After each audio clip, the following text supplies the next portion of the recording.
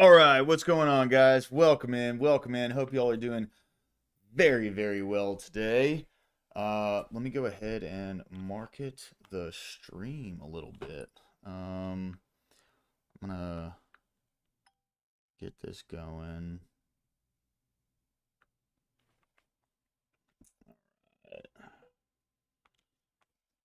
Okay.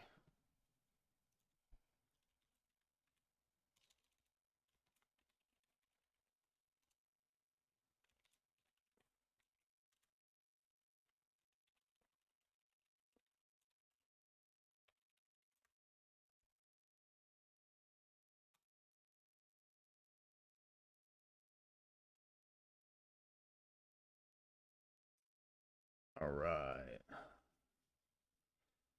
Now, let's hold on. Let me open this in a different browser just so I can. There we go.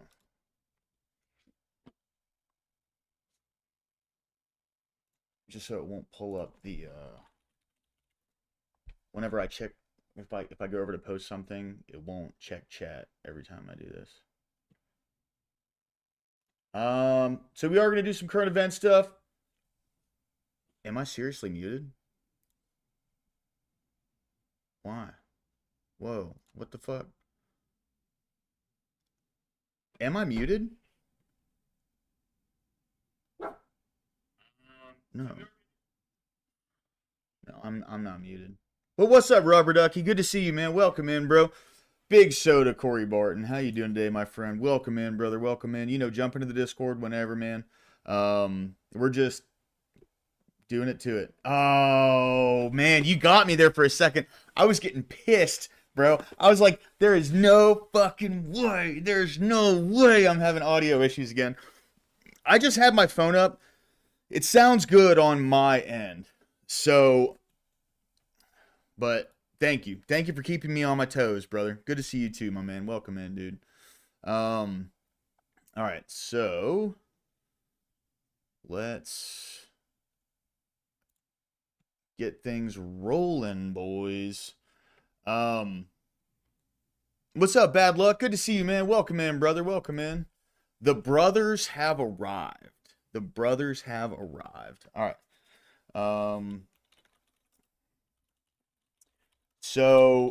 My buddy Caucasian Sasquatch wanted to showcase my channel tonight on his show Squatch Shills, which very much always welcome. Greatly appreciated too, man. We're gonna get down to it. I've been okay. There's some stuff that I want to talk about that I've been slipping up on big time, man, and I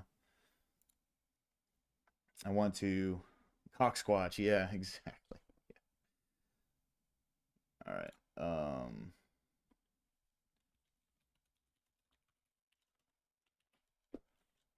Boom.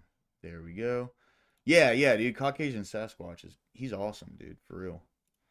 All right. I got the Discord link pinned.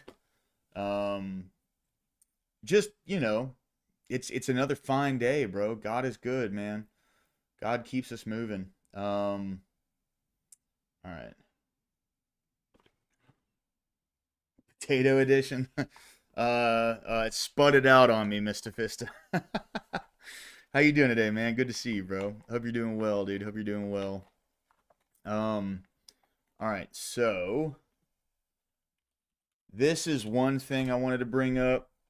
Now, typically, dude, I'll be honest, I don't typically do well when I think someone's just running some like clickbait.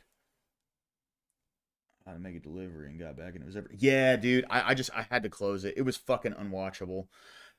I don't know what it is. Maybe I need to like I don't know what to do, man. I'm working on what I thought was a really good rig for that kind of thing, and for a bit it was. I just don't know if I need to. I don't know what to do, man.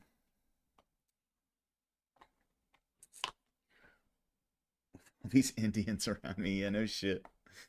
I'm sorry, all bro. over Europe over the last couple weeks, Norway included, All right. which is really far out there. Let's keep on going here. Let's talk about those drones. Denmark. This is just hours ago. This one is hot off the press.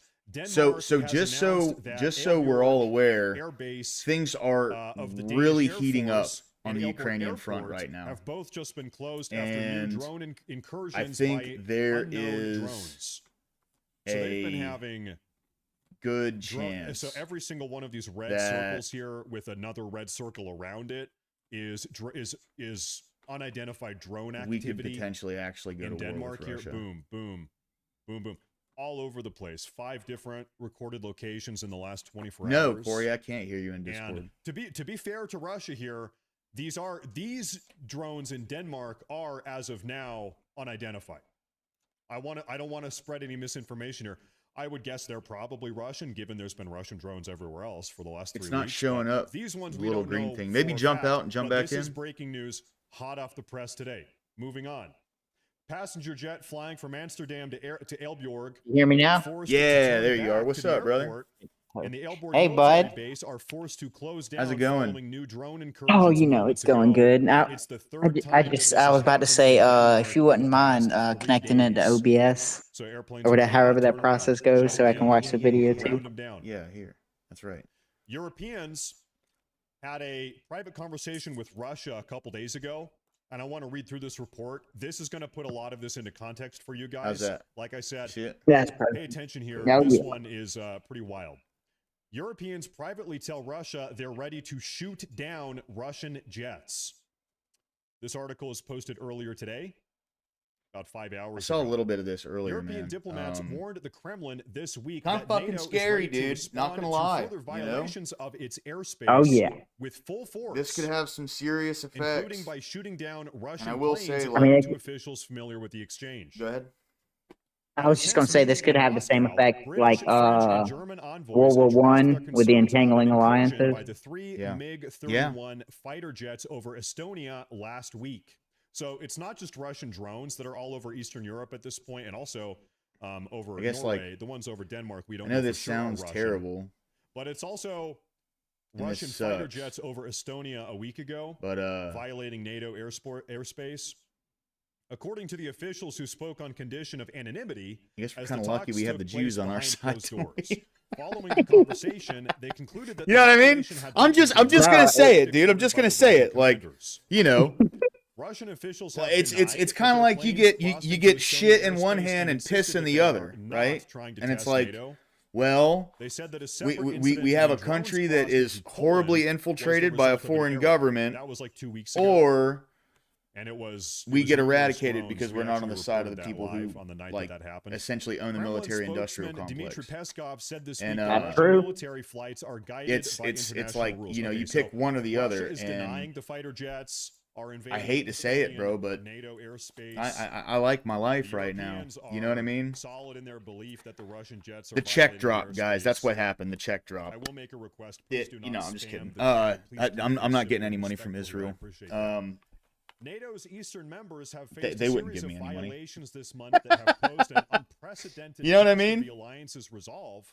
At a moment when Vladimir Putin is stepping up Russian attacks on Ukraine's civilian infrastructure and U.S. I would, I've thought about this. I think I've said this on stream before, but I've thought about this. I would, Trump is back in the White House. if Israel wanted to pay me money for me to talk bad about them as controlled opposition, I would consider it because I would just be completely honest on my stream, right? Is that bad? Now, over the last 9 months that Trump has been back in Corey? the White House, we have seen You the say what? Sorry. I said if Israel wanted to pay me money to talk bad about them on my stream, I would take it because I would just be honest on my stream, right? At certain times has viewed Yeah. Zelensky as being I'm not the gonna belligerent lie. actor. Is that bad? Zelensky is not doing everything he can to end It the could war. compromise I guess, your perception of your integrity. Just because, are you talking bad about them because you don't like them, or because you're getting paid? You're getting paid to. But no, what I'm saying is I would just be honest. In fact, we've seen instances but other people wouldn't know that. both of them have well, no. I would specifically see, like, I find it very outside observation, more upset with Russia than Ukraine. I find it very, like, shisty to not let people know when you're getting paid by some kind of sponsorship, and I would be just upfront about it. Start taking back all of the territory that Russia has taken from them. I'd be like, I agree. You know what I mean? Like, and obviously, Doomerang, Israel's not going to pay me shit, right? No one's paying me anything. Dono links down in the bottom, guys. I'm broke. Rumor has it Qatar pays better than Israel. Hey, well, we'll see what happens. I don't think any of them are going to be looking at me for sponsorships or anything, bro. You know what I'm saying? Can you guys simmer down? Let me get through this. The account of the I don't meeting in know. Moscow shows that See, that's what I was saying, Mr. Fista, is like, if they were to give me money, I would just keep being me, and I wouldn't change the channel at all. You know what I mean? Like, what's the point, right? Like, if I'm supposed to be controlled opposition, well, I'm already opposition, but I'm not controlled at that point. I'm not taking money to say something. Oh yeah, by the way, I saw that I wasn't live anymore earlier. I ended the stream. It was just so fucking unwatchable, man. I really hope I can get to the point where I can stream video games. I don't know what's going on. Mr. Fista was saying that Borderlands 4 is, like, incredibly badly optimized, which that would go directly towards my GPU not being able to encode it into H.246 or H.264. And that's the encoding that it uses for streaming. So, but yeah, anyway, so guys, I just wanted to talk about this for a second. My drinking has seriously gotten out of hand recently. Like, it's bad. It's gotten bad. I haven't been arrested or anything, but and Sunday I was dishonest, right? I said that I had an important text message and I needed to go and do something. Now, granted, I didn't say what it was, but it wasn't important.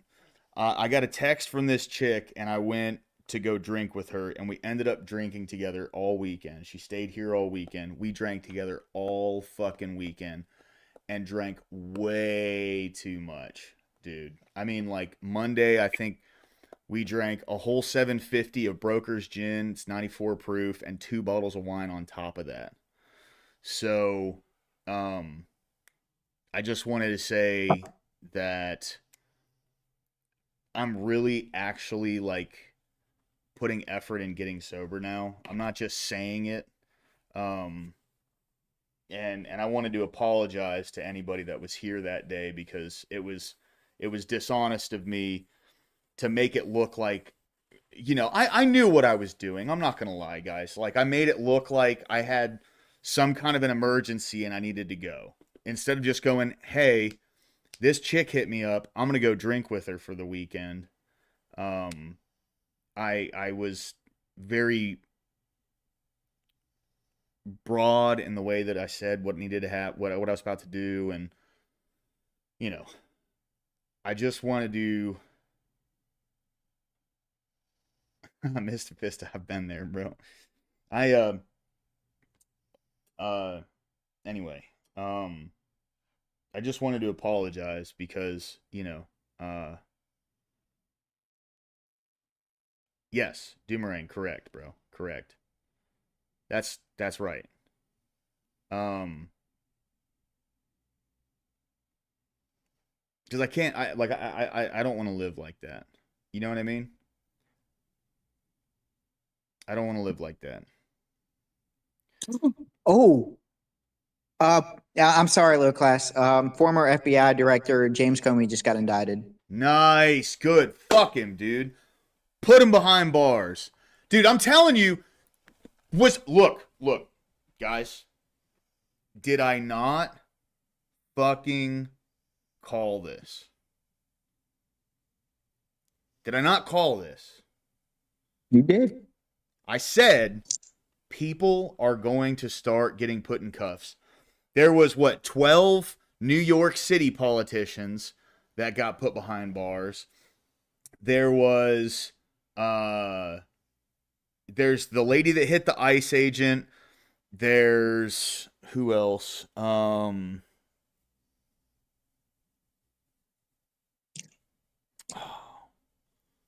Comey. They're going after Obama. Dude, I'm telling you guys. I'm telling you. I think Obama's going to be the tough one, but James Comey, I think you can. I think they probably got a strong case for Comey, and that's why they're starting with him. 100%. And dude, I'm telling you, like, guys, midterms are just over a year away. They're still over a year away. We've been talking about this for a few months now. This next year is going to be fucking crazy. It's already been crazy over the past 2 months. We have these, wild trans folks going out, shooting up schools.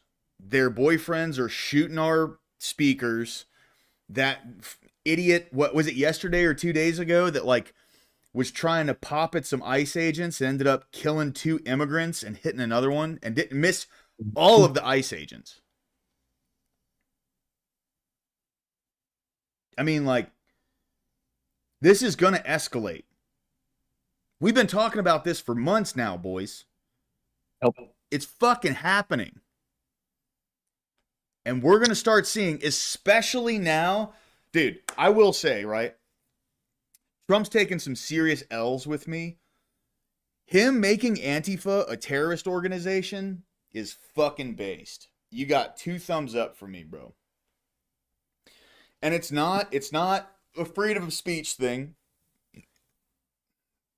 It's who's dropping off the bricks on street corners? Who's dropping off the masks in the crowds? Someone's paying for this. Doomerang, yes, I am. Who's organizing the speakers? Who's organizing the events? Who's paying for these meetups? Yep. Well, I mean, and someone's paying. Because you see all these, all these, rando people who go out to these events. They go up and they talk to folks and they ask them questions. And they go, I don't even really, know what they mean. They just paid me to come out and hold this sign up. Yep.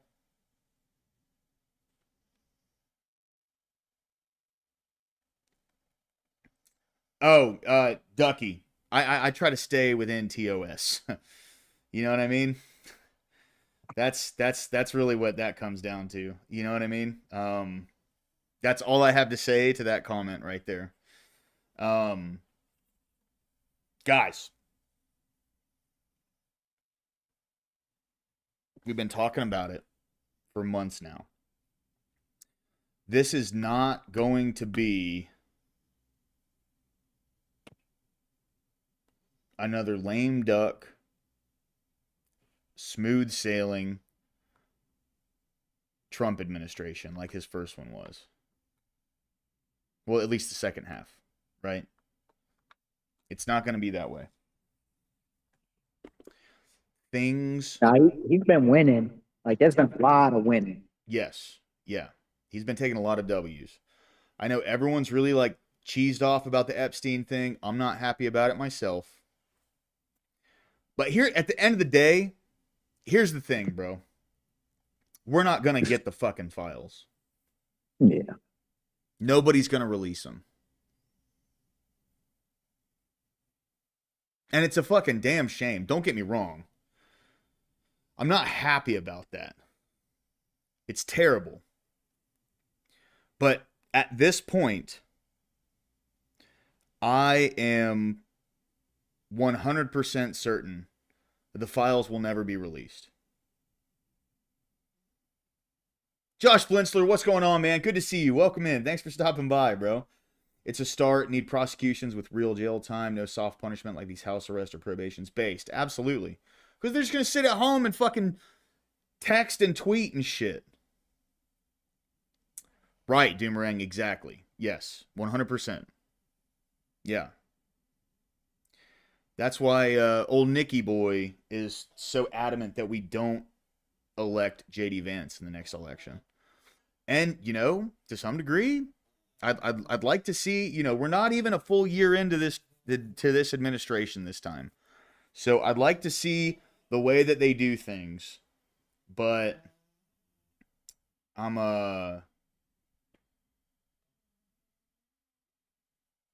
yeah, we did. Yeah. And we saw how that ended, didn't we, Doomerang? Yeah. But I Jewish disappointment. No shit, bro. Yeah. We'll see what happens, dude. You know what I mean? I'm not confident in you know, some of the things that they've done, but I am confident in most that they've done. So that's the, I mean, that's just where we're at today, guys. You know what I mean? I don't know what the change is, whether it's a big conspiracy or whether it's just, you know, Israel decided that they've been funding the left for so long that now they're realizing, like, oh yeah, they all fucking hate us. They're all screaming about Gaza, and we really kind of don't want the world looking at this. You know what I'm saying?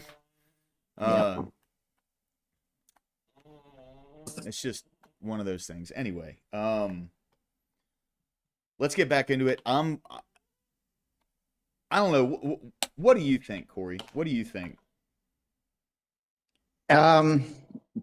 Broader context, I think that this administration is definitely better than 2019 administration. I think we're heading more toward a more American first policy. I think there's been huge like lapse when it comes to like the Epstein stuff, when it comes to, you know, no new wars, when it's come to all kind of the bombing of Syria and allowing kind of Israel to, I guess, do their will on the Middle East. I think Trump's still tied into some of these wars, especially like the Russian-Ukraine war.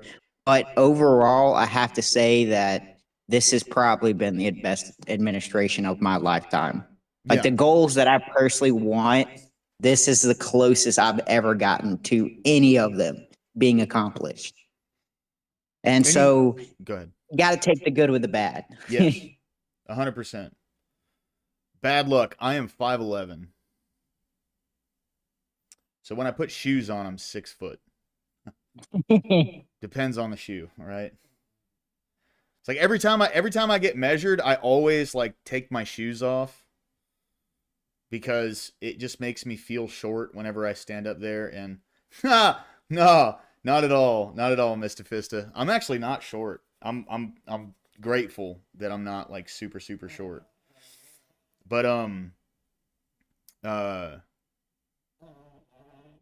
anyway, yeah, I 4'7", 300. Bro, does this look like 4'7", 300, Mr. Fista? You fucking kangaroo. Does this look like 4'7", 300? Look. I'm not exactly skinny, but dang, son. Dang, son.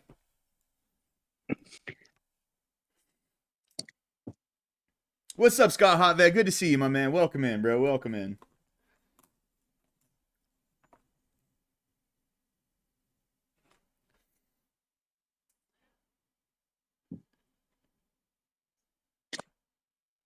Why are you looking at my gut for? Yeah, no shit. Bad luck. Right. Shit, Mr. Fist. I wish I was all muscle, bro. I'm fat. Don't get me wrong. But I am going to get back in the gym. I think that's one thing that's kind of fucked with my my mental, has been like I haven't hit the gym, and like I'm not even going to go into like, you know, I used to hit the gym a lot and I haven't recently. it's got to start, bro. It's got to start. I got to get back into it. That you spend 2 months barely moving. It's fucking tough to go back into a gym, dude. I'll be honest. But anyway, I totally agree with what you were saying earlier, Corey. I mean, this is the best administration of my lifetime, bro. Like, Yep. for sure, without a doubt, dude. I mean, just watching things get, like, I think the reason why is because this administration so far has proven so much bullshit that comes from the other side. What up, Are We Not Men? How you doing, man? Welcome in, dude. But it's just proven so much bullshit from the other side. And I think that's why I'm so grateful for it. Because Trump's entire thing when he came into office in 2016 was to point out the bullshit in the Republican Party first. And then that's when he started to go after the Democrats. When he fucking tore away with that primary. Yep. And you know the funny I mean, thing, right? Oh, go ahead. I was going to say, to be fair, it should have been Jeb Bush's campaign to lose, because, I mean, we just had this political family. I guess we had this political dynasty of the Bush family, and from what it seemed like, Bush was the main front runner to win. Yeah. I mean, yeah. Which, you know, Jeb Bush, by the way, that family name's tarnished. Yep. Because by the time he got into office, everyone knew that, like, his family, his brother lied to get us over into Iraq. Yep. And immediately, you know, like, that's why, like, I'll say, I don't blame the housing market crash itself on Obama, but, like, fucking bailing out the banks that did it, are you fucking retarded? Like, that should have been political suicide immediately. Yep. I know that's Well, a TOS set the word, precedent. whatever. It set that precedent that Obama then used to bail out the auto industry instead of fixing the problems of what caused the auto, I guess, crash. Right. Because And so now we have this policy of too big to fail, and it's like, no, that's an insane concept. Too big to fail. that's how you fail. Yep. That's how. Money printer go burr. And one day you end up like where we're at right fucking now, which is where you go to the grocery store where $100 would fill up a cart 10 years ago. Yep. Cool, Squatch. Yeah, I'll be over there, brother. I'll be over there. For sure. Thank you, man. But 10 years ago, $100 would fill up your cart when you go to the grocery store. Now you can leave with $100 in two hands. Yep. Like, it's insane, dude. Like, all right. My guilty pleasure with Publix. I'm a big Publix guy. I'm from Tampa Bay, right? Publix was started in Lakeland. It's like 20 minutes east of Tampa, okay?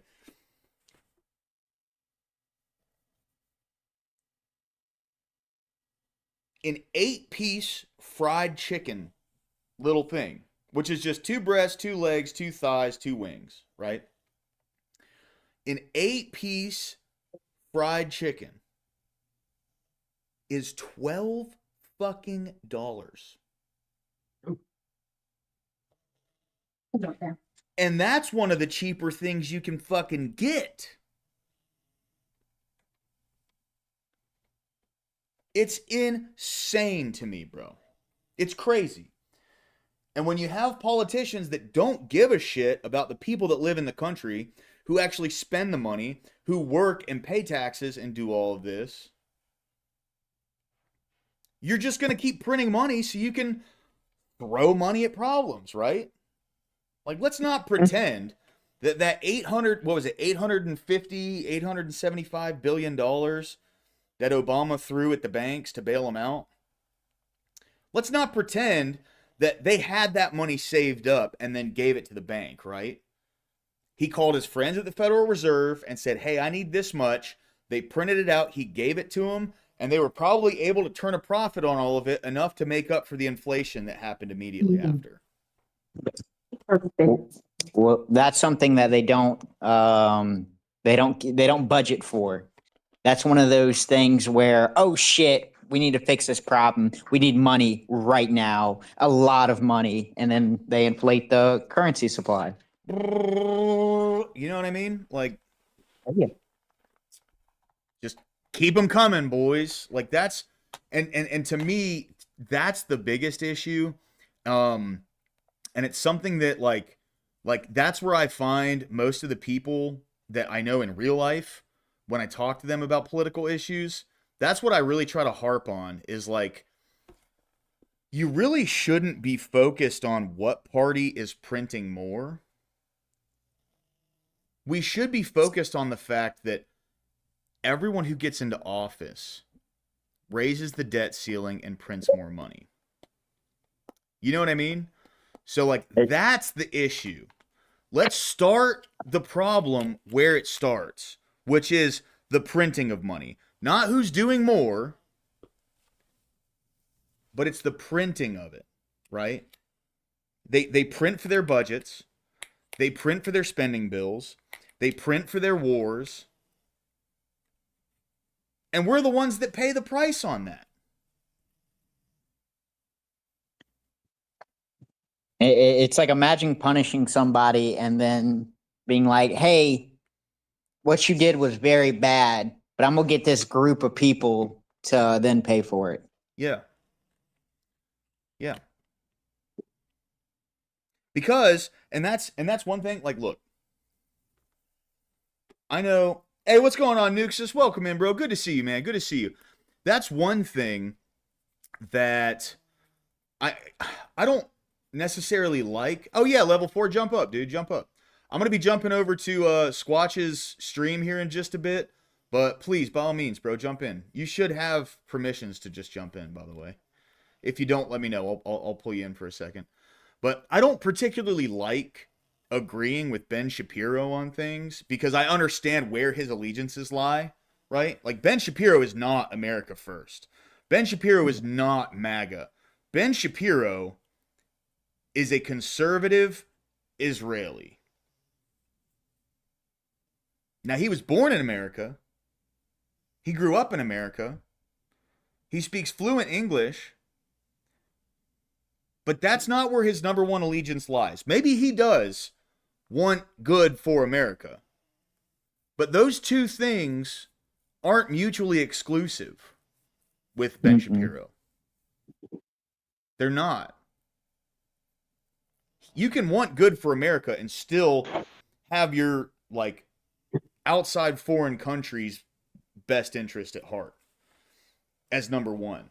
And when that's number one, that is a conflict of interest when it comes to any kind of, like, spat that we have with Israel, because you know where they're going to side with. They're always going to side with Israel, right? That's it. You're not going to get around that. It is what it is. Hey, good evening, guys. How y'all doing? What up, Lobster? Good to see you, man. Welcome in, bro. Doing good, Quick buddy. thing. Soda. I love big soda. I just wanted to point out one thing that has made me extremely cautious about this administration, even the second turnaround, is I get really excited about what they're saying. I get really excited about the really intense words that they're using. Yeah. But I just keep getting let down by the lack of action. And I don't think that we're going to get action. And I hope we do. I hope that I'm wrong. But even with the H-1Bs that came out, where they came out and said it was going to be $100,000 annually. Yeah. And then with the 24 hours, it's no, that's not what we meant. I was like, this is kind of like we're just getting led around. I feel like we are. I wouldn't say that we're the extreme end of the party. I know there's a lot more people that are more extreme than we are, but Yeah. we're definitely not moderate. And I feel like he throws out that red meat to satisfy us, but then instantly, within 24 hours, brings it back to the moderate point of view, and it's so demoralizing. Well, unfortunately, and this is something that I've been thinking of, there's a good chance that he just uses the stuff that we want as leverage against these companies so they'll kowtow to what he wants them to do. Because that's what he does. He's a businessman, right? So there is a good chance that you're correct. But I don't think that it necessarily has to do with they're just leading us around. I think that they understand what kind of power that they have now, especially with the public favor in his leaning towards Trump. That's just what's happening. I think within 3 days he jumped 10 points in the polls and he stayed up there now with his job approval. He's like 57. Well, even this Comey thing. So, where is the trial going to be held? I don't know much about it, but even this Comey thing, I'm afraid to get excited because I want to see that guy rot behind bars, but I don't think that's going to be the case. We'll see. Now, see, that's the thing with an indictment. An indictment is just basically okay, this is going to turn into charges, and then we're going to send him. Then he's going to be arrested. Then he's going to be. Then we're going to give him a court date and a location and everything. I don't know. I don't know where it's going to be, dude. I have no idea. Could not tell you. If I had to guess, I could see two venues. Either one, it'll be the FBI office closest to his residence, or it'll be the FBI office in which probably DC, where they believe he committed the crime. Those would be my only two guesses. If it's DC, there's no chance of it going through. Absolutely agree. The only I guess I would argue if it doesn't, if it's not going to go through, should you even try? Is it something that we should still try and do, even though it doesn't go in our favor? Well, that's what I'm worried about. Didn't they just replace the prosecutor, and that's how they got this to happen because the other guy wasn't going to go through with this? And was he not going to go through with it because he knew it wasn't going to work out? You probably know more details than I do around the situation. That seems highly likely. But Trump may be blinded by the fact that he wants, political revenge, that he's willing to, take this misstep and cause a situation where we can't win. Well, this is where I go back to, I feel like he's feeding us that red meat. I have no doubt in my mind, if what you're saying is true and they are indicting him, when Rob gets on his show tonight, he's going to be the happiest little turd around. He's going to be celebrating like it's 1999 again, because that's exactly what he wants. That's exactly what he wants to hear. But at the end of the day, if it's going to be in D.C., this is all for naught, then it could be just Trump. Here's my other thing. There is a huge problem. Trump needs to show that he's doing something before individuals go out on their own because they don't feel like the government is doing anything. And that is the last thing any of us want. But I feel like that's what he's trying to do too. He's trying to show that he's doing something in order to demotivate people from going out and doing things themselves.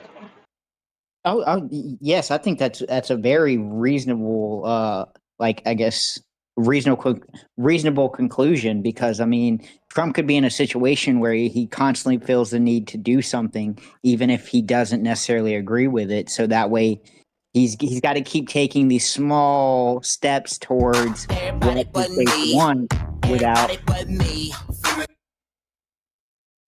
He take these small steps where he's he has to appeal toward the crowd. The only guys. thing I say is every time, yeah. Hey, so I'm gonna jump over to Squatch Shills real quick. I'm just gonna turn down the Discord in OBS or in on my end. But actually, I'm just gonna back out of the Discord. You guys keep talking. Just give me just a sec, all right? You're good. All right. What's going on, brother? Good to see you, man. Chilling like a villain, you know, cheating, robbing, rhyming, stealing.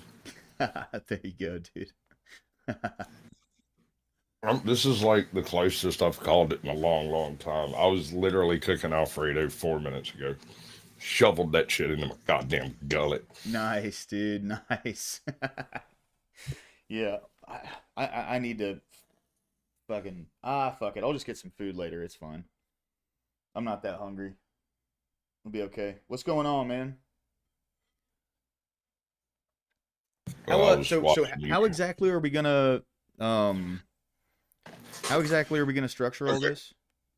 So it's me and you, 57 minutes. We discuss your channel, how you where you got the idea, why you do what you do, how long you're planning on doing it, what type. It's basic interview styles type stuff, right? Yeah. Think late night, but not so late because I'm old and want to go to bed before 2. Right? Respect. So I've got one of your videos set up over here, one of your game streams where you're talking about stuff. I'm going to use it for flashy lights to kind of entertain the masses while we talk about everything YouTube. Now, Yeah. I'm not interested in anything that's not publicly available on your channel. I'm Cool. not going to bring up anything from your past. I don't care if you're a multiple serial killer in 9 fucking states. I don't care. I don't care who you voted for. I don't care Yeah. which side of the bread you put your butter on. I don't care. Yeah. After that, and you can link. I mean, I know you're live streaming right now, but you can link your channel up over here, and it'll do its own episode. The way I do that is at the end of the episode, I do a transition. And we transition into what I call After Dark. And this is where previous guests for Sasquatch Shills gets preferred seating, so to speak. So you're immune from being bought off panel because you're tonight's guest. Okay. Right. But we might, and I'm not saying any of these people will actually show up. We might end up with the Powdered Dusty, Raging Tomato, a Midlife Bro Logic, J Rello, Juicy J's Hot Topics, Crow, Storm Crow. The Crow Must Go On is his new channel. All right. All right. Resla, freaking Kev, Marathon Kev. I mean, I've interviewed, I don't know, 300-400 people, and they've all got access to the After Dark. Wow. So, and I've nailed a few of them out of the park, like the Raging Tomato. When I got her backstage, I told her, I was like, don't change nothing. You don't change a darn, because she was like, what kind of stuff could I do to be like, you know? And I'm like, nothing. Just do what you're doing longer, and you'll be fine. I'm just here to enjoy the show, bro. Yeah. Exactly. Only difference is I'm gonna be sober this time. Just saying. That's all fine. I'm sober too, bro. I got no issue with that one. Cool, man. Yeah, I'm looking forward to it, bro. I appreciate the opportunity, dude. Thank you. So there is one aspect of this that I generally don't share. The After Dark, because I mean, I might get OTW, freaking Jack Talcott. These are all people that have a standing invitation to an After Dark where they might not necessarily show up for other things. Yeah. So those things can get a little wild, and sometimes nobody shows up. I mean, you never know. Yeah. I'm not expecting to draw a crowd, but if I do, that's great, man. I hope they throw some money your way tonight, dude. That'd be great.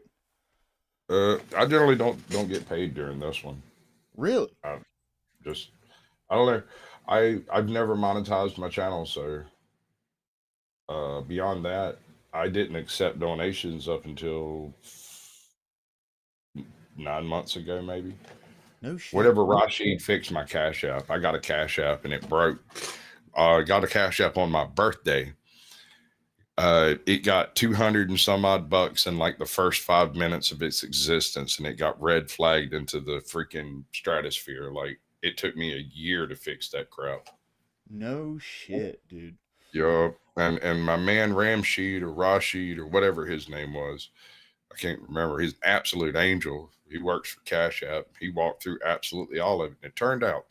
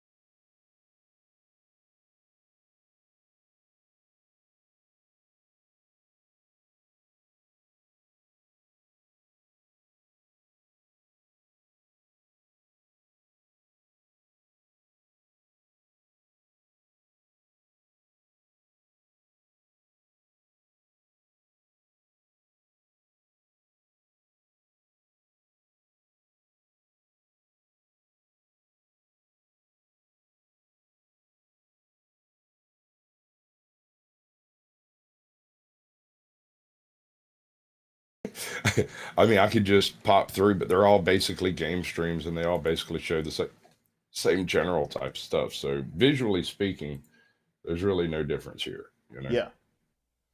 So that's kind of what I'm going to do is use well, not this layout. Oh no, not the hiccups. This layout.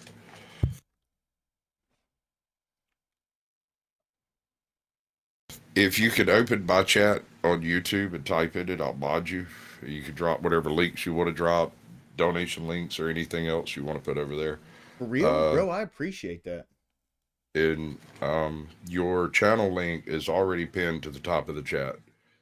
This is a promotional show. We're going to talk about your channel, where, what, why, who, what, when, where, why, and I've got a couple of very specific questions that I asked that most people don't expect to be asked or something. I don't know. It's kind of odd. It seems fairly logical to me. If I want to know something about you, I ask questions, right? Ask me whatever, man. There, I typed into chat. There you are. Yup. I'm gonna go ahead and copy this over to my You'll screen. keep moderator status for at least a week, so you'll be able to fuck around in what any videos I might upload. I don't do a whole lot of uploading. I do this, and I will occasionally do a panel if someone else is live and they've got something humping and going, and the people on the panel aren't done, but the host is. I'll pick up a panel and carry it on till the next person goes live. But I don't usually stream more than a couple hours at a time. But I mean, if we get a party started, I'm good all night. We're good. I got a pint of rum. I got some Dr. Peppers. I just ate me a whole big ass bowl of Alfredo and shrimps. Nice. I'm going to be barfing up something later anyway. Might as well be seafood. Absolutely, man. There's a really good crawfish boil place around the corner from my house. I love it, dude. You go over there for like $20. I'd be big as a damn house. Yeah. 400 pounds. I'd be that guy at Walmart trying to get on the little dolly that's too big to get on the tricycle. Just lift it up. Exactly.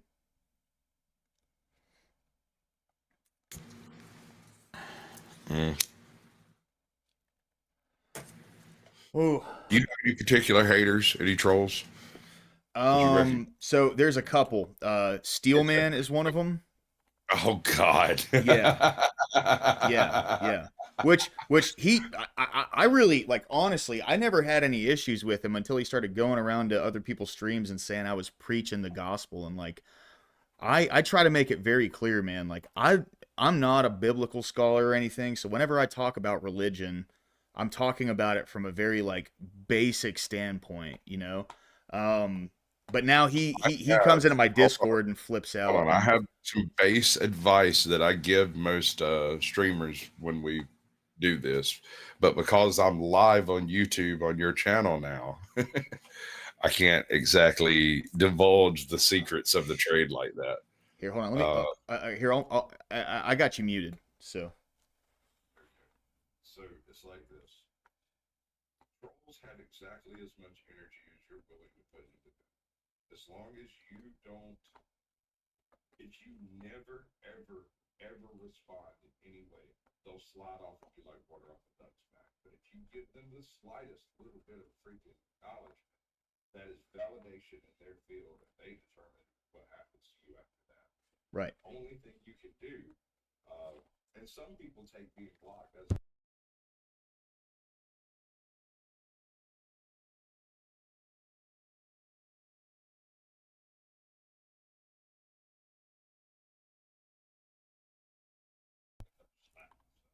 Yeah.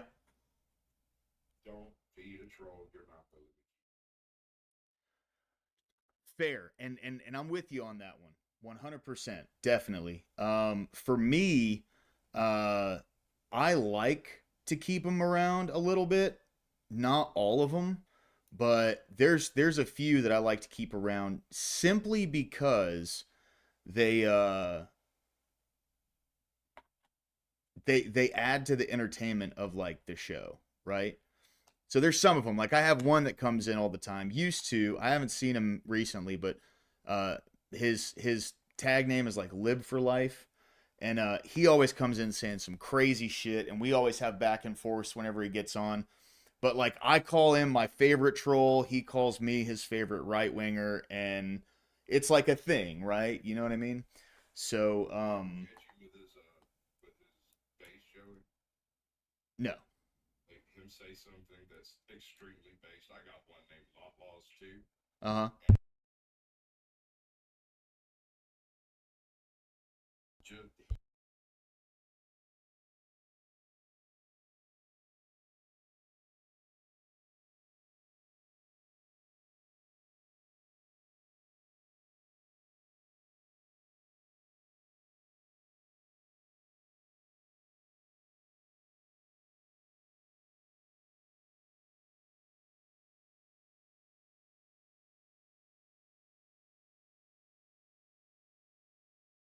Right. Yeah.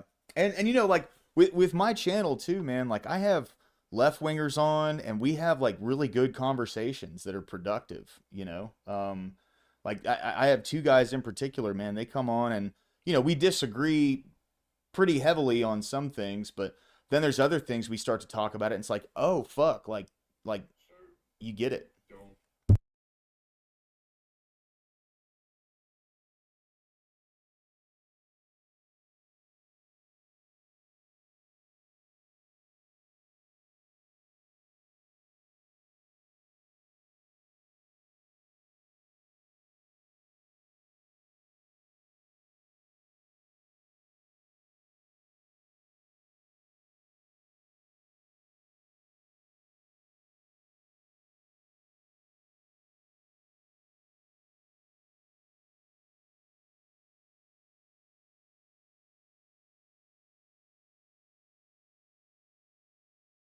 No, yeah, absolutely. It's one of the reasons why I try to stay sober when I stream, because when I get drunk, I want to argue with people.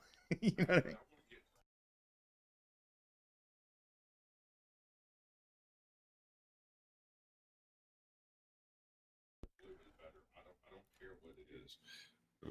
Yeah, I haven't had a good spurg in a while. I'm good with that. I'm good with that. I think the other night, man, I think it was on Monday. I was on Dusty's channel super late. I You know I'm his producer, right? Oh, are you? Yeah, yeah. Oh, I right on. interviewed Dusty. Like that's one of the channels that's how I ended up in his backstage like that. Oh, wow. Okay. Okay.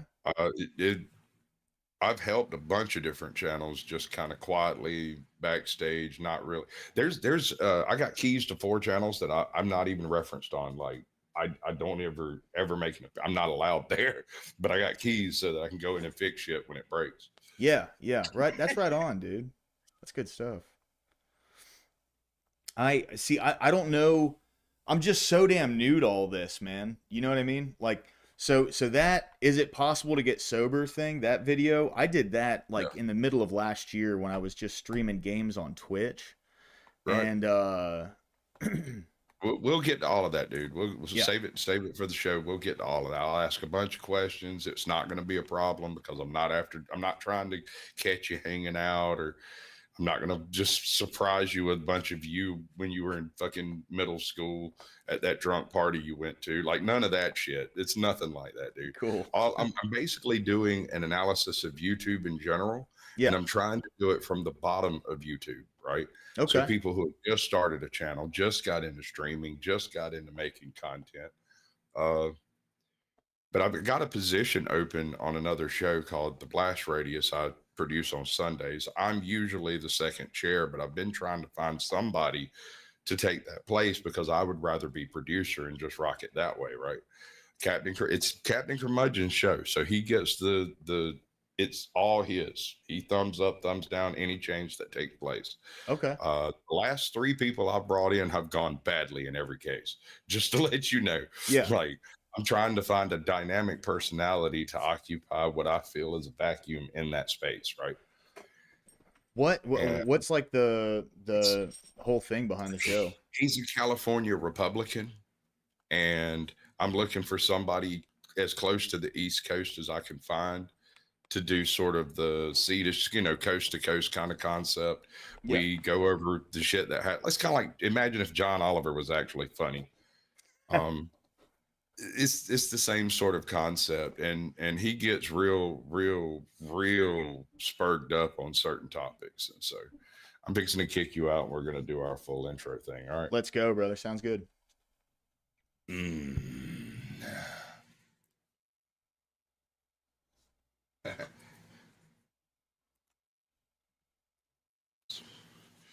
Put some whiskey in your water, some sugar in your tea. All right, boys. We're gonna go ahead and get this started. He's gonna start up the show. So I'm gonna pull my screen down, and we're just essentially gonna restream his show. He did give me permission to do this, by the way.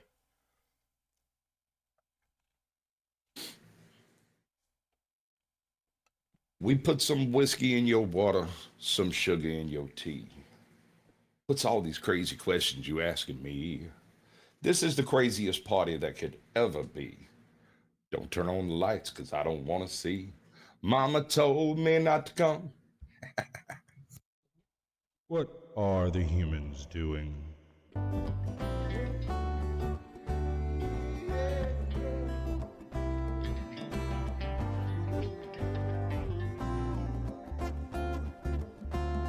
Do you think you're ready? Can you handle the truth? Or are you in denial and demand more proof? They demonstrate in real time how they're spinning you lies, but no one pays attention. No one opens Good to know. This is copyright-free music, guys. Just so you know, don't DMCA me. Zombies with their head in the mobiles, signaling their virtues with a pick on their profile. Yeah.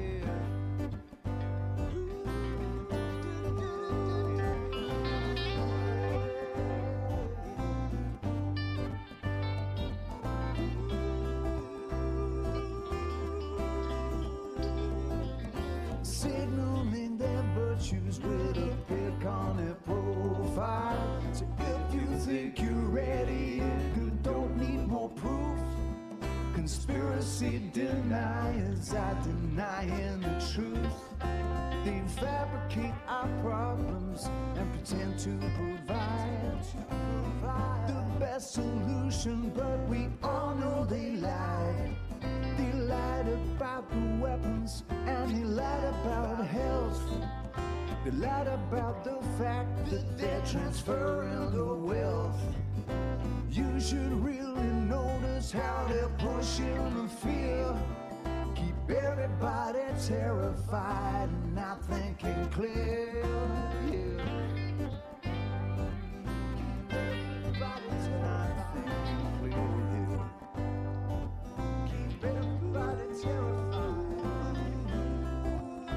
Thinking and not thinking. Keep everybody terrified and not thinking clear. When you do, you realize that this is a trick. It's getting really stupid now. They're taking the mic. Said, do you think you're ready? Can you handle the truth? Or are you in denial and demanding more proof? They demonstrate in real time how they're spinning you lies, but no one pays attention, no one opens their eyes. They walk around like zombies with their head in the mobiles, signaling their virtues with a pick on their profile. Yeah. Signaling their virtues on their profile. Make me suck the sushi off this stick. Good evening, ladies and gentlemen. Welcome to Squatch Shills for Squatch Shills, so you don't have to. Tonight, I have brought an individual from, I'm going to call it the panelverse, and sort of wanting to enter the debate bro section, I do believe. We're going to get in there and throw elbows with all of the cool people. So, without further gilding the lily, Mr. Lower Class, join us, my friend. How What's you going doing, on? brother? Doing good, man. How are you tonight? I am alive. I'm well. I've eaten. We're going to do the whole thing, right?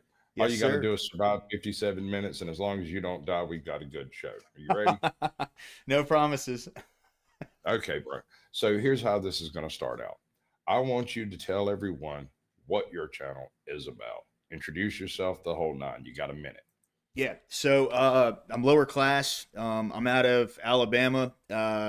I'm just a lower class dude. I've been, raised lower class and working lower class my entire life. I am a conservative and a Christian. I just, for me, it was really when I started the channel, I just kind of wanted to look through and see what kind of stuff was on like government websites and the things they'll tell you about and kind of put those kind of, to the masses because it seemed like no one was really talking about some of these things. And then, I got myself in the panelverse and discussing these things with different people. And, now it's more or less just talking about, politics, recent events, and also religion, and doing that in a format that's palatable to everyone.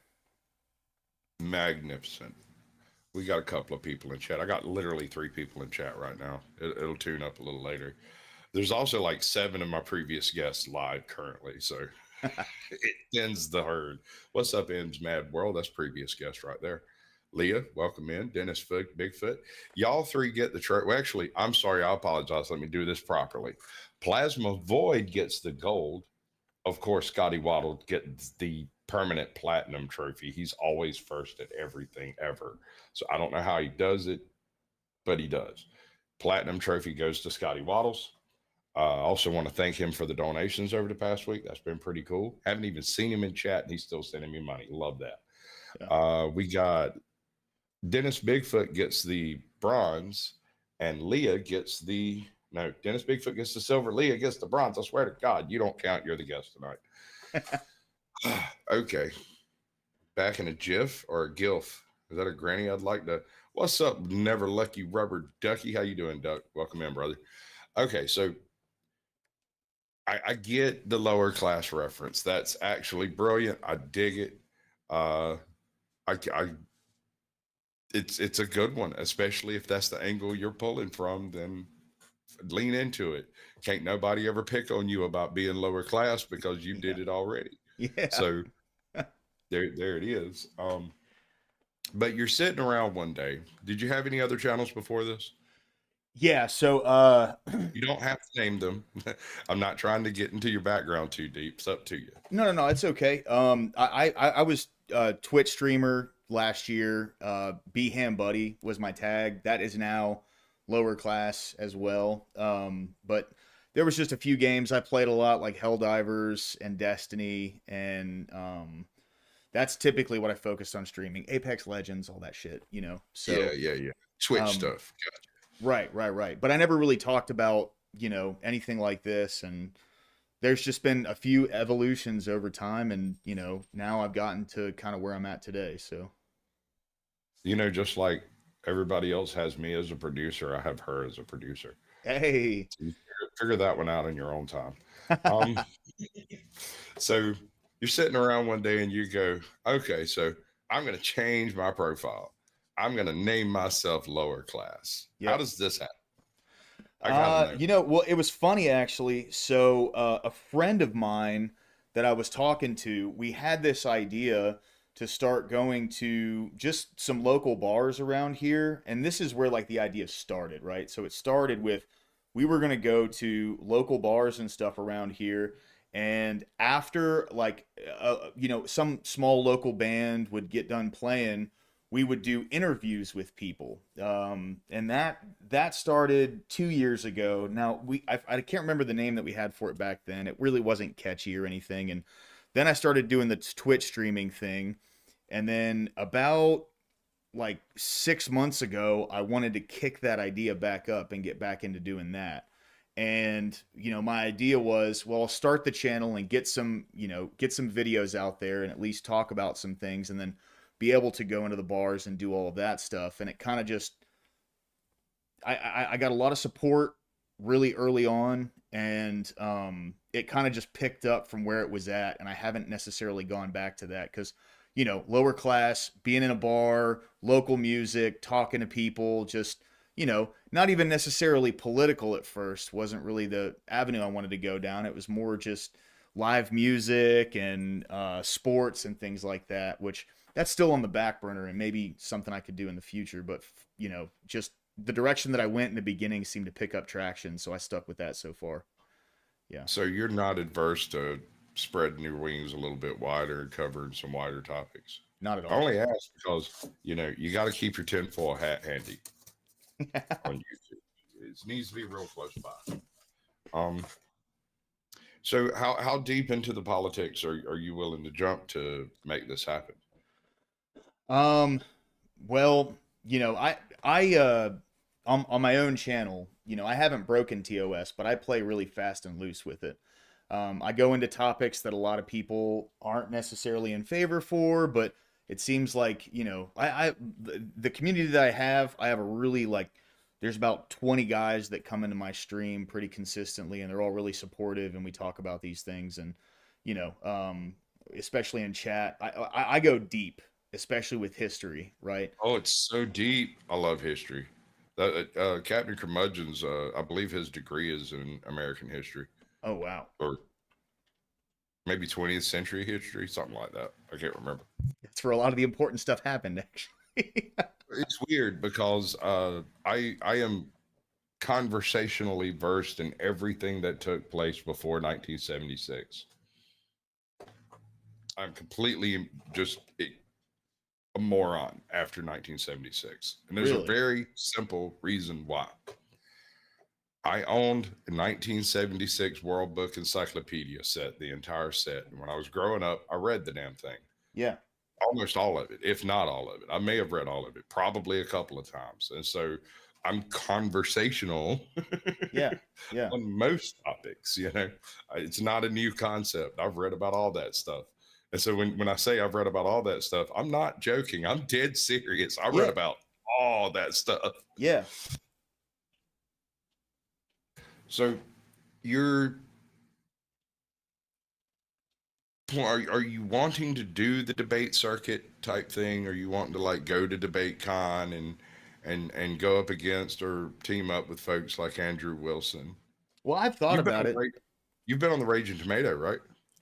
Not as like I've been on a panel, or Okay, that's on a fine. few No, panels no. there. You got to get your foot through the door some kind of how. She doesn't let. I know it says open panel, but you come in there for snickered and not be funny, and your ass will not get back in.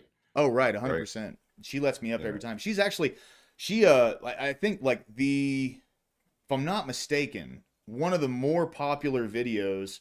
And when I say popular, I don't necessarily mean views, but like I had a video that was going around all over the place. She let me do like a live commentary of a debate that she had on there, and that turned into a whole fucking thing, you know? Dude, she's great. She's really good at Yeah. what she does. Yeah.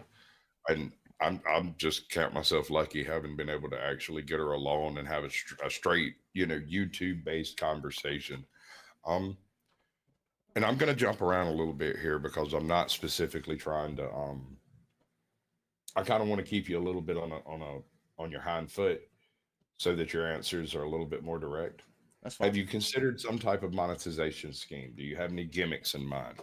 Do you got any great jokes you want to play on people? Like Not yet, man. Not yet. I like so one thing I was thinking was, like kind of just going into the lower class thing, like the change cup, but I haven't really thought that far ahead, I still That's need about fine. 250 subs and then I'll get to a point where I'll get monetized.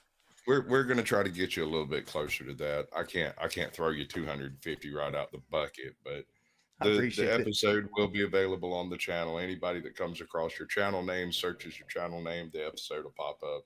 Awesome, Or dude. your Thank links you. are going to be all over everything, everywhere, all of that stuff. So hopefully we'll get you there. You'll definitely make it if you stick to it. That's the main thing when it comes to YouTubery. If you give up, that's how you fail. Yeah. Just and far be it from me to tell someone not to stream drunk, because I am slightly infamous for doing exactly that. But consider this: people pay me to drink. Like, I'll sit over here sober for 3 weeks straight until somebody's like, "Where's Sasquatch? Give that man $20." Yeah. Yeah. Immediately, this is not funny enough. Yeah, no, Ajot's got the clips. She's got clips of me getting too drunk and showing my ass, like for real. So they do exist. I am aware who has the who has the receipts. Yeah. Oh yeah. Yeah. I've done that too. There's a channel with me out there arguing with someone who a lot of people know in the debate sphere, or like the panel verse scene, and I should not have been online that night. But it was a learning experience, and you've decided, and I've seen you do it twice now, where you decided you were too drunk to stream and you made an eloquent exit, and that's all a man can ask for. I tried, man. I tried. You know what I mean? Right. No, it was well done. It was well done. To not have a whole lot of experience at dealing with this stuff, I can tell you this: don't get too curtailed into the debates. Right? that can be your primary goal.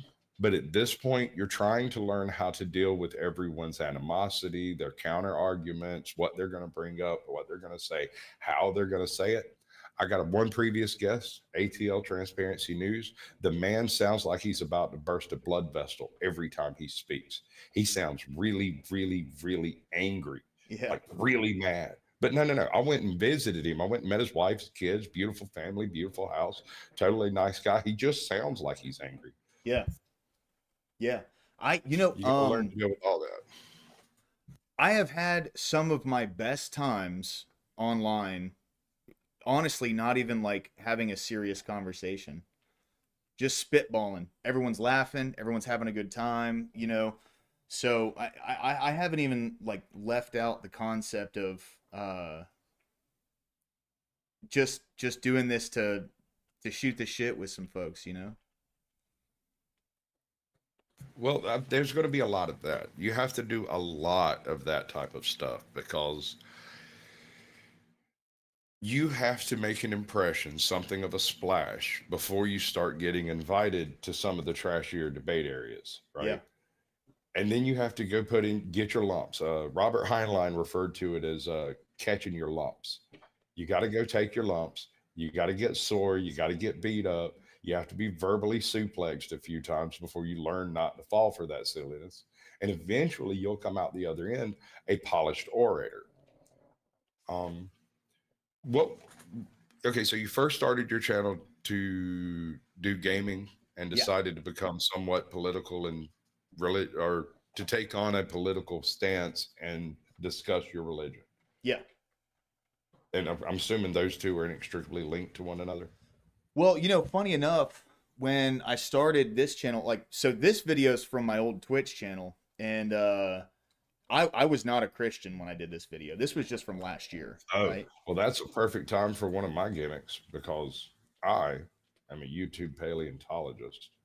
Okay. You don't want cars? Yes, I'm a paleontologist. Oh, it's okay. There's dynamite in this bag, too. I am a paleontologist. I'm a paleontologist. Paleontologists study really old stuff. Like crackers. Because bad movies are funny. Right? So we're doing a little bit of YouTube paleontology here and digging to the base of your channel. Awesome. Was there a particular event that triggered you? Was there something that was like, that's it, I've got to speak out? Or was it just a slow growing need? So, you know, I'll be honest, my biggest influence when it came to like actually wanting to get online and talk about politics was a channel called Normal America with Rob Noor. And he just it wasn't even necessarily that I wanted to get online and debate, but it was just there's things I feel very passionate about. And funny enough, okay, so most of my friends, like in my real life, are all left wingers. I'm like the black sheep right wing guy that we're all friends with. So I know like a lot of people online who have a political thing are very serious and they think that, you know, the other side is. I live in Alabama, so most of the Democrats here are pretty moderate, at least the ones that I've met, right? So I'm just that guy that like goes to the bar with them and I'll just spout off at the mouth talking all my shit and we'll go back and forth at the bar, but nobody really is like watching or listening. We're just kind of bullshitting with each other. And there's just some things that I feel really impassioned about, right? That I don't see either people talking about or there's people that don't even know these kind of things. And I'm not like some enlightened guy. I just, you know, I get fucked up and I'd pull some shit up and I'd read it and I'd go, whoa, you know what I mean? So, it got to the thing where I saw Rob Noor doing it and the way that he does it. And I wanted, it inspired me to like, you know, maybe this fucking, you know, dirtbag trailer trash retard can get online and start spouting my own beliefs and maybe people will listen. And so far people have. It's been cool. So, you know. Absolutely. I like Rob Noor. Personally, he's a little abrasive and more aggressive than I would be myself, but I think it's part of that Southern gentleman thing. I don't go in that hard. Yeah. I don't care enough to be that annoyed by something, I guess. Or maybe Right. that's just the way he talks and he's like that. I've been on panel with him a few times. I've talked to him a couple of times. I just don't have very many things I specifically disagree with him on. Yeah. Right. Right. Right. Can you imagine sitting across the breakfast table with that guy at fucking 5:30 in the morning, get ready to go fishing or whatever? I just can't imagine what the breakfast conversation would be like. Yeah, no, it would definitely have something to do with either, you know, being a working class in a steel mill, or it would be, why is this administration doing this? This is crazy, you know? He's Right. very, that's the thing I respect about him, is he is quick to criticize whoever is in power, not just like the side that isn't his, you know? Yeah, no, I mean, he he's just a little abrasive. That's the only issue I Yeah. have with it. This recent thing he's had going with Ryan the Radical Coder has been one of the most hilarious series I have seen in a long time. Yeah. Because I have spoken to Ryan on several occasions, and on every case, it ends up, regardless of topic, we're oppositional. Yeah. I mean, Absolutely. and that's fun. one thing I've noticed in like the panel verse and the debate sphere is people will just so they can argue, they'll be incredibly contrarian instead of even like wanting to have a constructive conversation. If you disagree with them on one thing, they will, like, everything you say is wrong, and they will try and spin it to make you look wrong. Yeah. Well, something I've discovered, and and this is one of the issues I have with doing debates, right? I would like to be able to trust an individual with that they believe what they are saying. Yeah. But when we're having the conversation and you throw me receipts backstage saying that, oh, this supports this argument or that supports that argument, and those receipts are actually opiniotainment pieces from some third world shithole somewhere, or a expose piece on an individual who's talking about experiences that she had, and you're trying to correlate that to state sponsored slavery in the mid 60s, when in reality the entire article was about a work slave farm that was being operated illegally. These people were kidnapped and trafficking victims, and as soon as one of them got away and was able to say, hey, it's happening over there, the state showed up and busted all of that stuff up. Mm-hmm. And so he drops this stuff, and I'm speaking specifically of Ryan, the Radical Coder. He dropped some receipts backstage one night. I go and read the first one, and I'm like, bro, this has nothing to do with the topic that you brought up. Nothing at all. This is an opiniotainment piece about a woman who claims this stuff happened, and yet there doesn't seem to be very many records about anything except for the takedown of a slave ring. Right. Or it'll be a report, or like a study done in a college with a sample size of 20 people, right? Yeah, sure. The other one had to do with the what was it? The Southern Strategy. You ever read about that? Mm-hmm. Okay. I'm not that well versed in the Southern Strategy. The first time I've ever heard of it was when he shared the link, and I go and read it, and it's some sort of it's a weird mental experiment to do with trying to reset the center of each party being oppositional with each other, because for a short period of time between the end of the Civil War and the beginning of World War II, the parties weren't very well defined. Right. You had a lot of Southern Democrats that had very Republican ideals, and you had a lot of Northern Republicans that had very, very Democrat ideals, because not only had the nation split, but also the parties split within the parties. And so the great flip that you hear the Democrats talking about was really a recentering of the American politics, because up until that point, it had not split in two. It had divested itself at least 4 times. Right. Because you had northern politics, southern politics, and the lines down which each political party there was a little bit gray between them. Right. Yeah.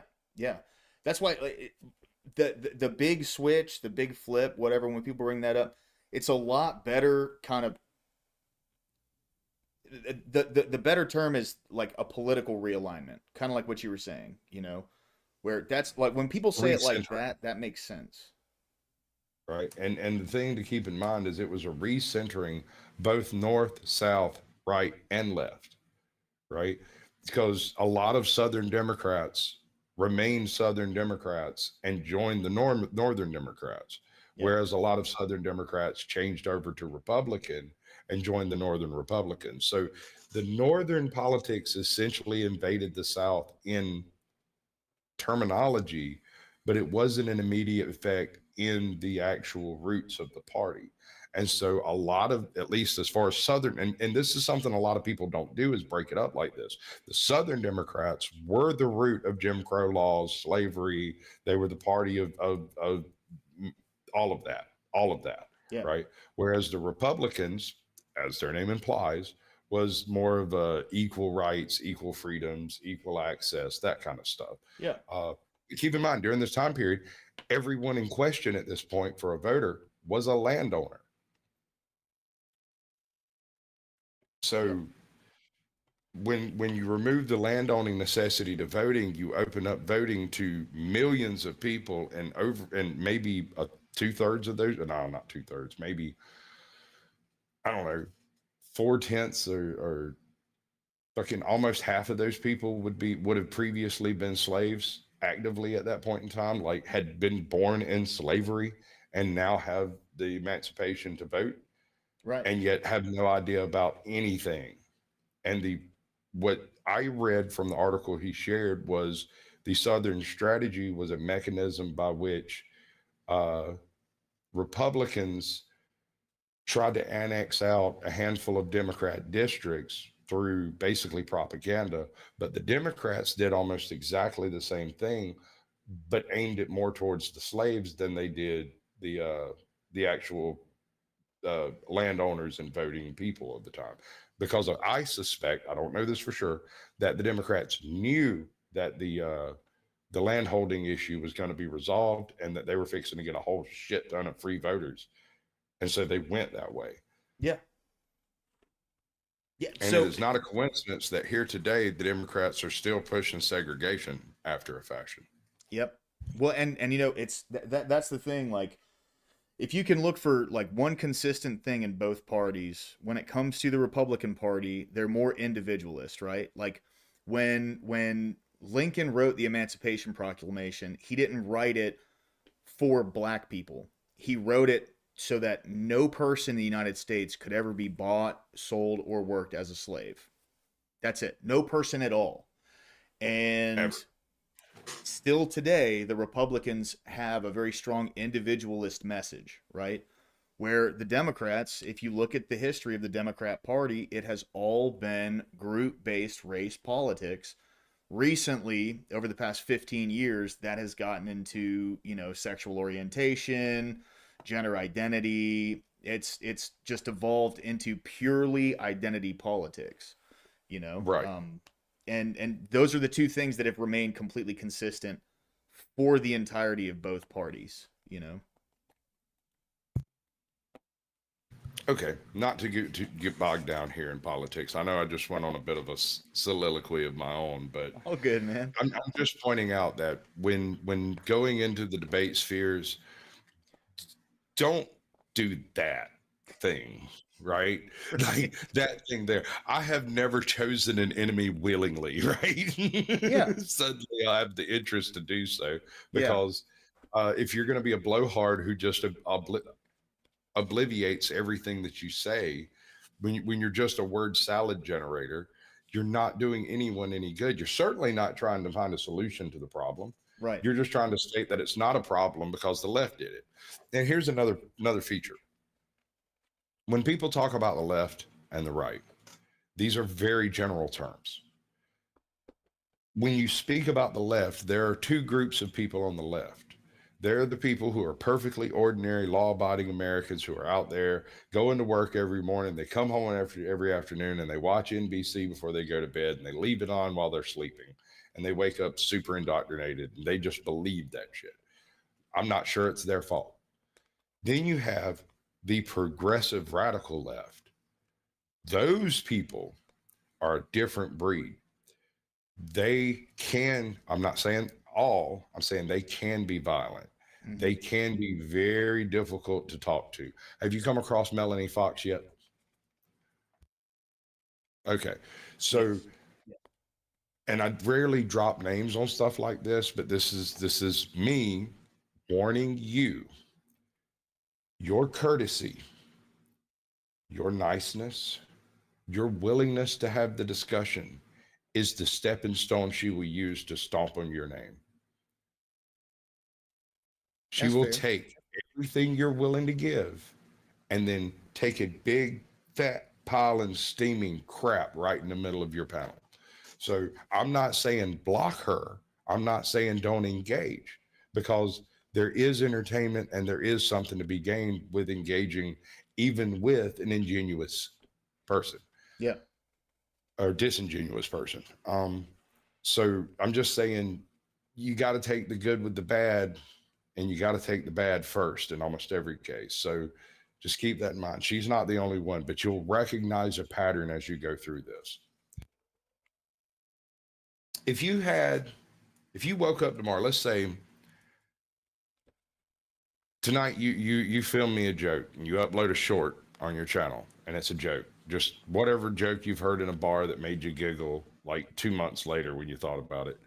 I want you to film a short, just look in the camera, give me a big shit-eating grin, show me all your toofuses, give me a crazy Joker type grin, like the camera really likes that. Algorithm digs that. That's the one. We'll do that. And tell me a joke, and you wake up tomorrow and you've got 500 million views on that joke, and you just picked up 500,000 subscribers overnight. What changes? I'd probably get banned from YouTube.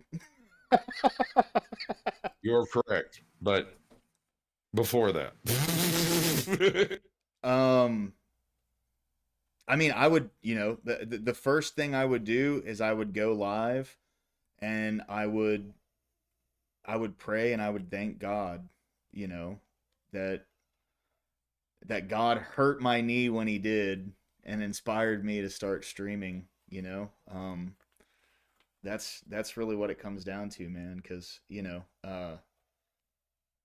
I don't like with this streaming stuff, right? I constantly thank, my community over on my channel. I constantly thank them because it's like, they're the ones that help make the channel, and it's I give a lot of glory to God. That's what my higher power is. That's what I believe is truth. And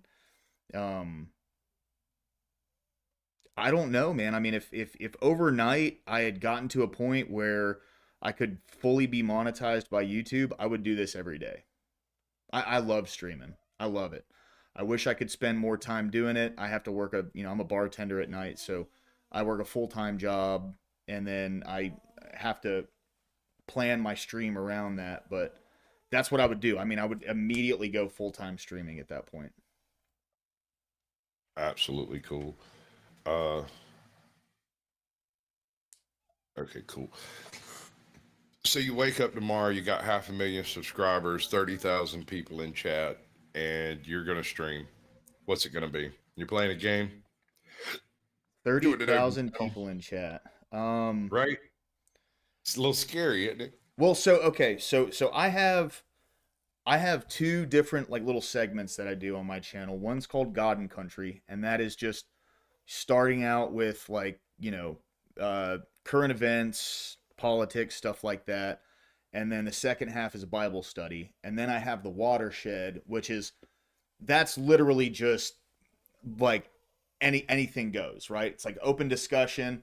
Earlier today I was trying to game stream, but I guess I don't have the computer for that right now. So it didn't work out the way I wanted it to, but it is what it is, you know what I mean? But I mean, I would just keep doing what I'm doing because it seems like if it ain't broke, don't fix it, right? And I love what I do. You know, I only have these two segments. Maybe I could start doing some like non-political. I was thinking about doing something, you know, like all sports, all someone in my chat said I'd become middle class.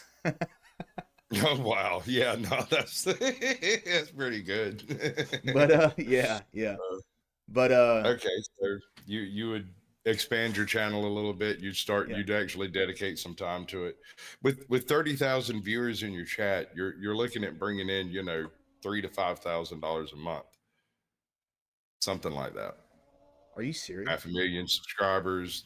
Yeah, I mean that's short. That's being very conservative on, you know, assuming that you're an interesting person who keeps those viewers most of the time. Yeah. It could significantly be higher, Yeah. but on average, most people watch something like that around 12 minutes, and that's still a significant amount of view time. And so Yeah. that's the kind of thing that I have not had to deal with myself, but I have seen at least two channels transition from just doing it because it's fun to doing it because it can buy you some horses, right? Yeah. Because it put a roof on their house, that kind of stuff. Yeah. And it's kind of a weird transition. You have to do all of the monetization things. You have to go through and make sure all of your stuff is TOS approved and AdSense approved and Google approved and all of that stuff. But that's the price to play the game, is what it comes down to. Right. Um, That's the scary thing to me because you know, right now I play fast and loose with TOS. I haven't broken it, but man, I spread my wings, let me tell you. So, yeah, and there's nothing wrong with that. yeah. I did some really wild shit when I was first starting out. Like I had, I'm not going to admit to that stuff because it was a violation directly. But half of it's still up available on my channel, and I'm quietly sitting over here waiting for strikes incoming, you know, Right. because it happened. It was there. It was a live stream. Those things occurred. Sorry, I if mean, you hear my dog back here, he's snoring. I have a it's fine, pug. bro. So, I once interviewed a guy while he was sitting outside of a pig farm right on. in his car. Like, you're good. You're real good. Cool. So there's a few bits of advice I want to hand you, and I know I didn't explain everything that I do as far as how Sasquatch Shills work. Whenever this is done, we got about another 20 minutes. When this is done, you can email me for technical problems. We'll get together in StreamYard or whatever and try to work out any particular issues, whether it's software, editing, whatever, stuff like that. Uh, just general questions about topics and shit like that. Yeah. I'm not saying I'm going to step in and change what it is you do because I don't want to do that. I want you to make more, better content. I want you to improve as a YouTuber. And the old saying that it takes 10,000 hours to become a master at any craft is why I do all the things that I do the way I do them. Yeah. I've learned a lot, and it doesn't always strike me immediately that you need to know this or that or this other thing over here. You know, like, best advice I can give you for a channel: do shorts. Doesn't really matter whether they do well or not. YouTube wants you to do shorts, and they want you to do 1 or 2 a day. They would like for you to do 3 a day. Yeah. And if you do more than that, you do kind of take a hit, but one of those extra shorts that you do might be the one that goes big and gets you a bunch of subscribers. It can be a fast track towards monetization, but keep in mind, shorts viewers don't watch live streams. Really? I have 5,000 subscribers. Most of those are from shorts that I did when I started my channel. Before I ever realized that I wanted to do any type of live streaming, I'd never been on a panel. I had only watched a few of them, and I wasn't really interested in that stuff. And I purchased a kit to do streaming so I could record stuff, and my microphone that I bought at the time would not work in OBS, but it did work in StreamYard. Oh, I never shit. figured out why. I had to replace the mic with a decent microphone. And if you need a better microphone, this is a HyperX Quadcast. And here's the most genius part of it. I can mute it. Yep. I got the Duocast. Oh, that's sweet, bro. That's good stuff. That's good stuff. Yeah, no, HyperX is excellent for this. Oh, kind of yeah, stuff. they're amazing, man. They're great.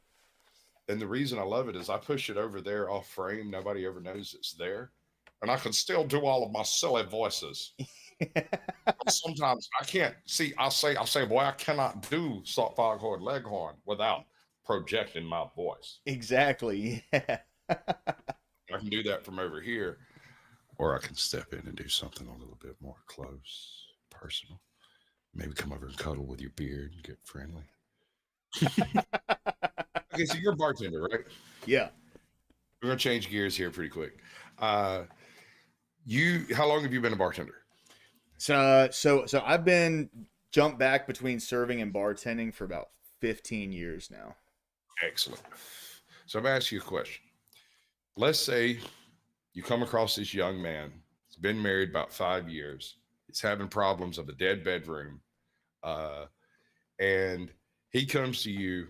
You're just some dude sitting in a freaking bistro somewhere eating your mud bug sandwich or whatever, and got you a po' boy. And he turns and looks at you standing in line and goes, "What am I supposed to do?" I mean, ... the whole dead bedroom syndrome. Yeah. You tell him, A, go talk to a priest, B, go talk to a psychologist, or C, go talk to a bartender?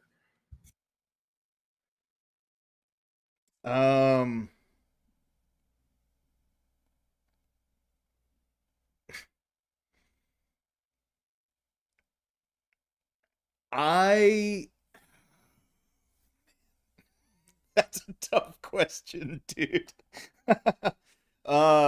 The Christian in me wants him to say, like, maybe you might want to go talk to, but if you're not religious though, then that's useless, right? So I would say your best bet would be to go, if you wanted a lighthearted kind of open conversation that isn't serious and someone could give you some advice, go talk to a bartender. I have a different reason for the bartender, but I Why's that? disagree with you about the priest. I don't think there is a human foible in existence that a priest can't help elucidate. Yeah. Whether they understand the problem or not, there is the possibility that God is helping them. And this Fair. may be the way God chooses to help you. Now, I'm agnostic, so I don't do the atheist thing, and I'm not pro or con on any of that. But if there is a God, then he might be helping that priest, and you might get some valuable information. Or maybe he's just a worldly priest. You might get lucky. Yeah. With a bartender, you're almost guaranteed to come across a worldly individual. If you're having problems in your marriage, do you ask a guy who's never been married or the guy who's going through his 5th divorce? You ask a guy who's been through his 5th divorce. That's my opinion on it. I go to the person that has experience in that wheelhouse. It may not be good experience. Yeah. I would also try to find somebody who's been married for 59,000 years and go talk to them for a few minutes, maybe. Right. Have you got any red pill leanings or any of the pill philosophies at all? See, I don't really get a lot of that stuff, man. Cause like, there's some things I say where people would think they're red pill, right? But then I'm also kind of like against the concept of, and this is just a personal thing. Like I'm against the concept of like completely undisciplined promiscuity, right? And that's just like for the individual themselves, but I don't really have much to say, I don't really have a place to stand on that. So I really I say like, yeah, I'm against it and that's really it. But, I mean, I don't know, dude, men. So you would say no, you don't have a specific pill stance that you go with. You're still wading through that stuff. Yeah, I'm anti-black pill, I guess is the only thing I'll say. Let me tell you how I feel about the pill philosophies, right? Yeah. Every single pill that you hear requires that you accept yourself as a victim before you can apply that information. You have to accept women are victimizing you. You have to accept that the establishment is victimizing you. You have to accept all of these things that predicate before you ever get to have a thought pattern on what you actually believe. The pill structure dictates how far that thought process can go. What's up, Izzy Pop? Welcome in. And I find that to be detrimental to the development of young men. Yeah, no, I 100% agree. Yeah, that's why, like, see that. I guess that's where I was kind of getting to, where I don't really understand necessarily what the whole red pill thing, where that comes from, right? It's the Matrix. Well, yeah. I mean, I get that much, but like, where a lot of the ideas that get pushed with that, because I'll be straight up with you. I've always just looked at red pill as male feminism. Yeah, right? no, you're not wrong. MGTOW specifically being Yeah. the largest issue with the male feminist concept, and we're not Yeah. I don't mean male feminist as in an actual feminist. I mean just the man version of tactical feminism, militant feminism, but for men. Right. Yeah, that's what it looks like to me, and that's why I was saying I'm anti-black pill, because the black pill is the like, oh well, everything's fucked and we're all nothing's worth anything, just like negative nihilism, right? And That's what it is. and I'm anti that, because that to me is the ultimate victim like mindset, Right. where Yes. there's no Victimized by point to the do entire anything. world, everything in it. Yes. They're also the biggest cowards, in my opinion, because they 100%. refuse to face anything or attempt to make any solutions. All Absolutely. they do is they are the bottom crab at the bottom of the crabs in the bucket. Yeah. They are the one that refuse to let anyone else get out. Yeah, I mean that's really like that's the only pill that I really stand strongly against. But I'll be honest, man. Like the way that you've listed out red pill, like I said, I look at it as like male feminism, but I haven't really looked too far into it. But with you listing it out the way that you listed it out, it's the exact same thing. So yeah, I never thought of it like that. Is all I'm saying. I'll give you a second tidbit on that one. Um, the whole dichotomy that's been inserted into the diatribe between males and females is almost completely artificial. Yeah. There is no war between the sexes until one or the other involved in a relationship decides to take up arms in a war against this, a war between the sexes. Uh, there is no environment where women are being actively oppressed because men don't like women. Right. Most of the time, in my experience, being in the workforce, working on steel buildings, working on high rises, working in various construction fields, the reason they're against women in the business is because the business is very dangerous.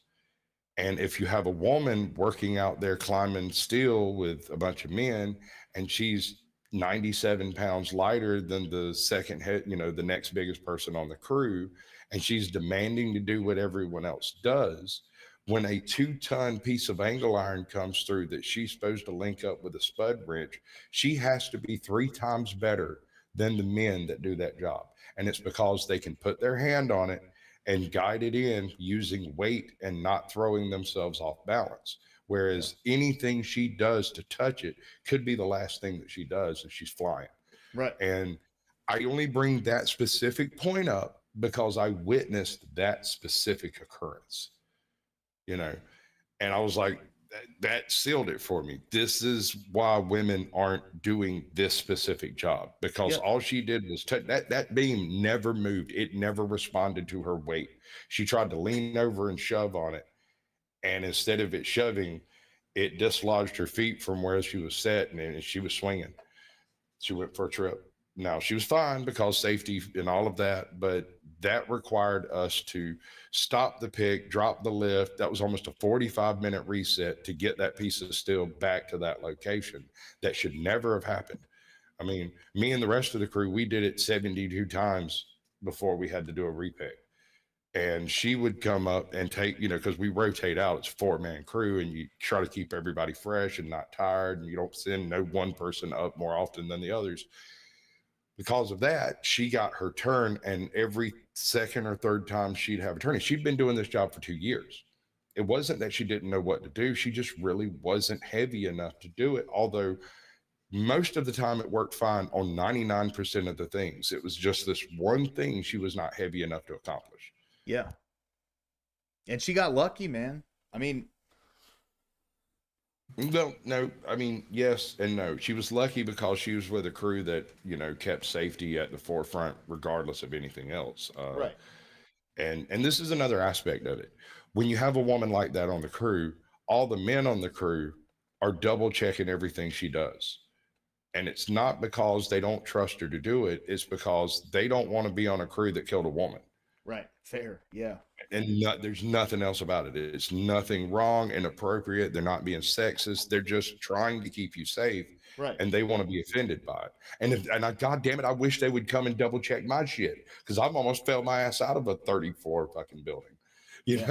So like, got lucky and it hooked on something before I went off the edge, and I was That's like, crazy. shit happens, and that's just one of the things that they view as being misogynistic. That is we're just trying to keep you safe, girl. Ain't nothing hate, ain't no hate involved, ain't nothing wrong with it. We do the same thing with the guy if he wasn't big enough to clobber my ass. Yeah. Yeah. I've never worked in like extreme conditions like that, going up onto buildings or, really anything like dangerous at all. But from an outsider's perspective, it looks like that's, that would be the utmost priority, is just maintaining safety for everyone involved. For everyone. Yeah. And you can't blame men for, trying to keep the little lady safe. And as misogynistic as that sounds, it's not even a conscious thought to them. Right. I did the same thing. It didn't even cross my mind not to do it. Like right before she'd hook up and climb a beam, I'd walk over, tick, tick, pep, pep, pep, pep, slap her on the back just like I did everyone else. Yeah. Slap each piece. You're safe, safe, safe, safe, safe, go. And she thought that was like absolutely atrocious. Like, how dare you touch me? And she saw me do it 100 times on 15 different guys. Walk up this point, that point, that point. Look, this one's loose. Can't have that, dude. That's your lifeline to the world. Yeah. You're dead. You see that? You're dead. And chew them out about it. Get me chewed out by the next guy in line who just checked me out and I did it wrong. Yeah. She didn't see none of it. Well, if someone does it wrong, if someone double checks you and they miss that, and I'm even if I screwed it up, I'm dead. You know what I mean? You don't get to bitch at me. You don't get to bitch at me once I actually am dead. I can't correct you. I can't fix it. I can't help the next guy. I have, and what do? 3 of the people that are on a crew, when you lose a guy like that, if you say it's a crew of 10 people, 3 people never work in that field again. Right. 2 people work in that field for another couple of months and then quit and never work in that field again. Yeah. So, and the same's true with electricians, with farmers on a damn tractor. It's exactly the same. It's just an inbuilt protect the women and children first. That building caught on fire and she was running downstairs. As she's running, there's a decent chance the guys will literally step out of her way as she goes by, and they're wrestling their ways down the stairs. It's wild. And until you see something like that take place, you don't realize how ingrained it is. When a crane starts tipping and there's 10 people to get out of this fucking space because it's going to kill us all when it comes down, there's going to be a last person leaving. Yeah. And when your response, you see 5 guys grab the little lady and toss her to the next guy, who tosses her to the next guy, who tosses her out the hole. And then everybody else gets out of the hole just as calamity comes down. And she doesn't even realize anything happened. She just landed next to the generator over yonder screaming, "Why are you touching me?" Yeah. And then the crane fell in the hole and we verified everybody was safe and yada, yada. It's just, you got to choose your battles, and that's one thing they haven't learned to do, I think. Yeah, yeah. No, I totally get it. We got 3 minutes left. You tell me this: what are your favorite channels on YouTube? Favorite channels on YouTube. Um, so I would say Asmongold TV. I love it. There's a cooking channel that I like. He's called Max the Meat Guy. You ever want to learn how to cook a perfect steak? Check him out. It's great stuff. Max the Meat Guy. I'll check him out. Yeah. And then who would be third? I mean it's got to be Rob Noor, and not even trying to like, plug his channel or nothing, man, but I mean I watch him I literally don't every care day. if you wash his balls, bro. If he's inspired you to come on YouTube and to join the conversation that we're having, more respect to him. Yeah. Uh, So wash his balls if you want to, dude. Uh, You know what I mean? good girl. So take another minute and try to tell everybody who you are, what you do, where to find you, how to send you money, that all of that stuff, Yeah. like the whole nine, right? All right. So Come yeah, on, I'm lower class. Like I said, I'm a lower class dude doing lower class content. I like to talk politics and religion. I like to talk about anything, have fun. You can find me at lower class, LOWERCLASS. I stream 3 nights a week right now, typically Sunday, Monday, and Wednesday. This week it's a Thursday, so I could come on stream with Sasquatch here, but those are typically the days that I'm streaming. So please come on by, join the conversation. If you agree, great. If you don't, please come up. I welcome any and all perspectives. Love to talk to everybody. So and we'll find some middle ground. I promise you. That's kind of what I tried to do. So anyway, yep. Thanks, guys. Magnificent. So everybody in chat, all 16 to 20 of y'all, because it keeps flipping back and forth between the two. There's a link at the top of your chat. It'll take you to his channel. Go through and subscribe. You can always subscribe later if you find out he's a dork. But let's try to get this man up to 500 subscribers so we can see what he can really do when he's got his time. Thanks, I'd like dude. to give this man his time, right?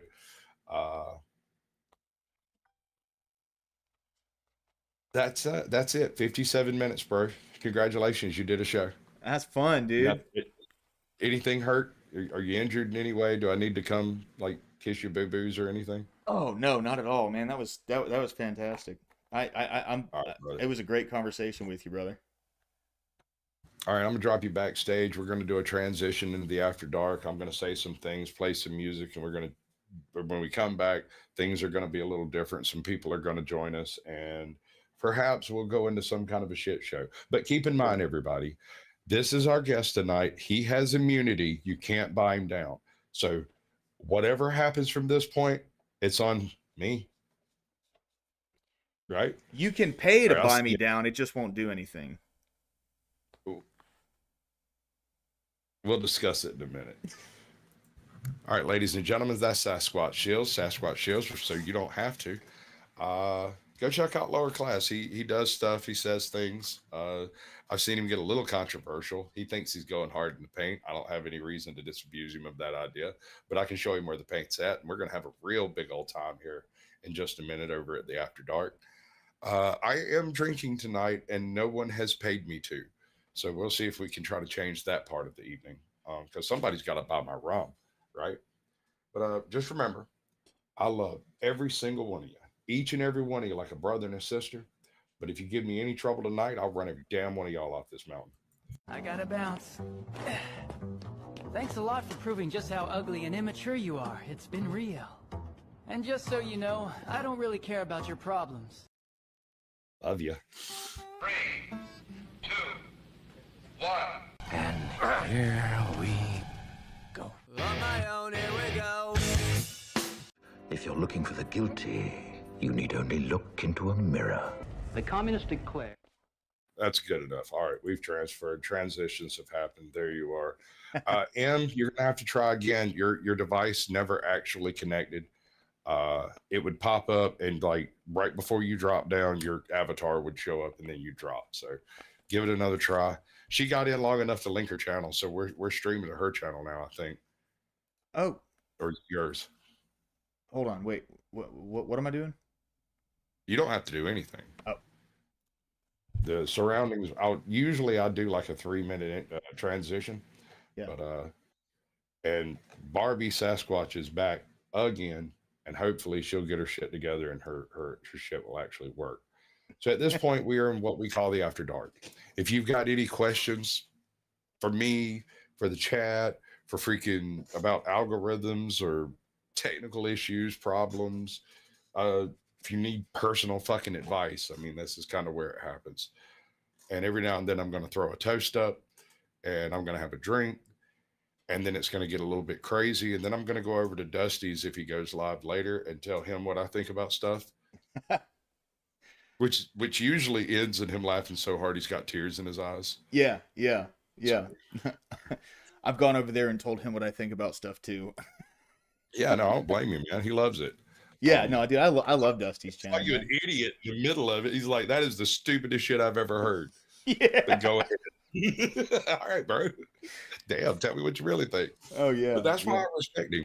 Like one of the very first suggestions I tried to give him about doing something, and I really want him to do this thing, right? And I pitch it about every 6 months, waiting for it to soak in and become his own idea, right? Yeah. I want him to go hijack some of Glenn Lawrence's male motivational speaking, take the transcript, and get him a smoking suit with like a leisure suit type of thing, and a cigar, and some big like Ray-Ban glasses, and grow his beard mustache out into a set of handlebars down, and maybe we'll do a voiceover or something, and we could do like the Sam Elliott approach. And when you're a man growing up in the world, it can be difficult to find a good place to start. Right. You need the Dusty leading the way. Do the whole male guru thing, but then never say a word about it on the rest of the channel. Absolutely. Yeah, that's perfect. Never responded to one of those suggestions. He literally just pretends like it never happened. He would just move on. All right, I see you. You good, girl? No, you're not. Your sound is absolute ass. We'll get back to her in just a minute. Hold up. Did you fix it? I have no idea what's going on over there, but it's terrible. You got everything set up proper as far as I can tell. Wave at me when you get ready. So the way I view YouTube is much like a carnival game. It's like not just a carnival game, but the entire carnival. Yeah. Think about it. Why do you go to a carnival? You don't go there to win anything, do you? Not really. The best you'll get out of it is entertainment, and you're going to be missing $40. I give a fuck what you do. Right. Yeah.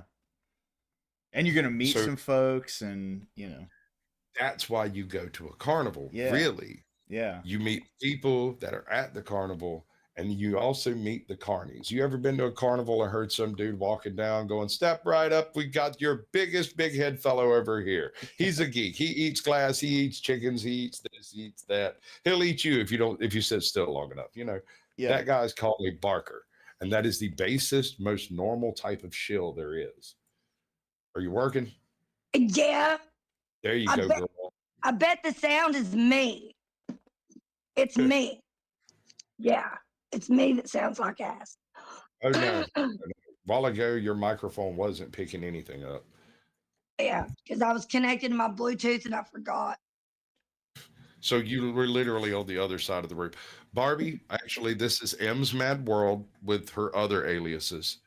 Barbie Sasquatch being one of them. This is lower class. How you doing, Barbie? Very Nice good to meet show, you. by the way. How are you doing? I loved it. Thank you. I don't always agree. I mean, I probably don't always agree with because he said he's agnostic. I'm hermetic. May not always agree on everything that you say or whatever, but we always find some sort of common ground. Yeah. And the way you put it there at the end. Yeah.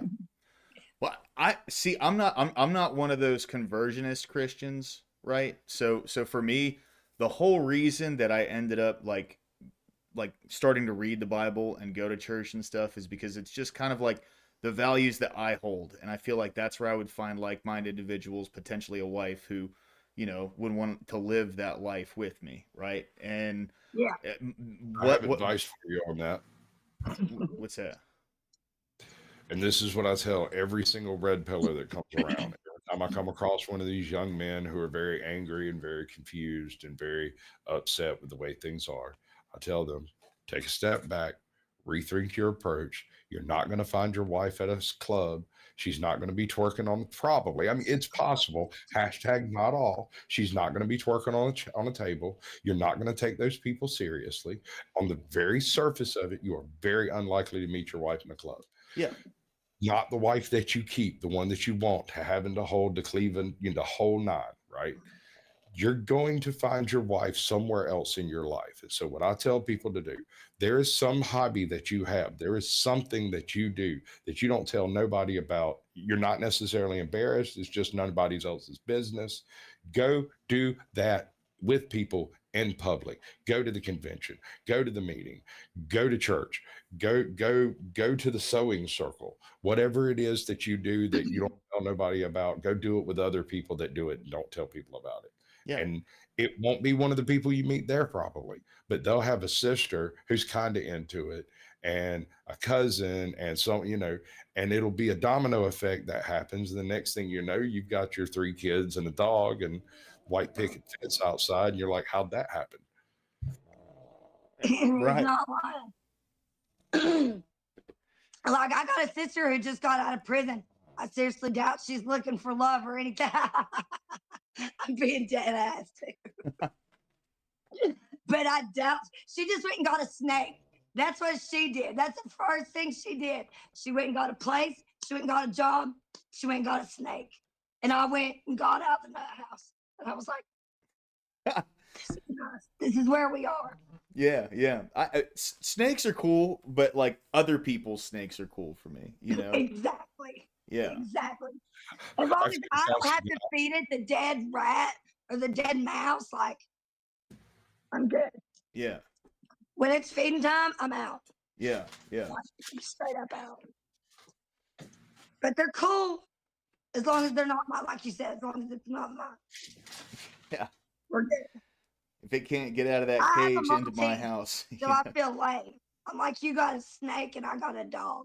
Right. We're not the same. Right. We're not the same. I had a buddy of mine who had a rosy tarantula, right? One of those hair flickers, right? And he had three different kinds. He had an Asian bird eater, and he had some kind of a cobalt something or other.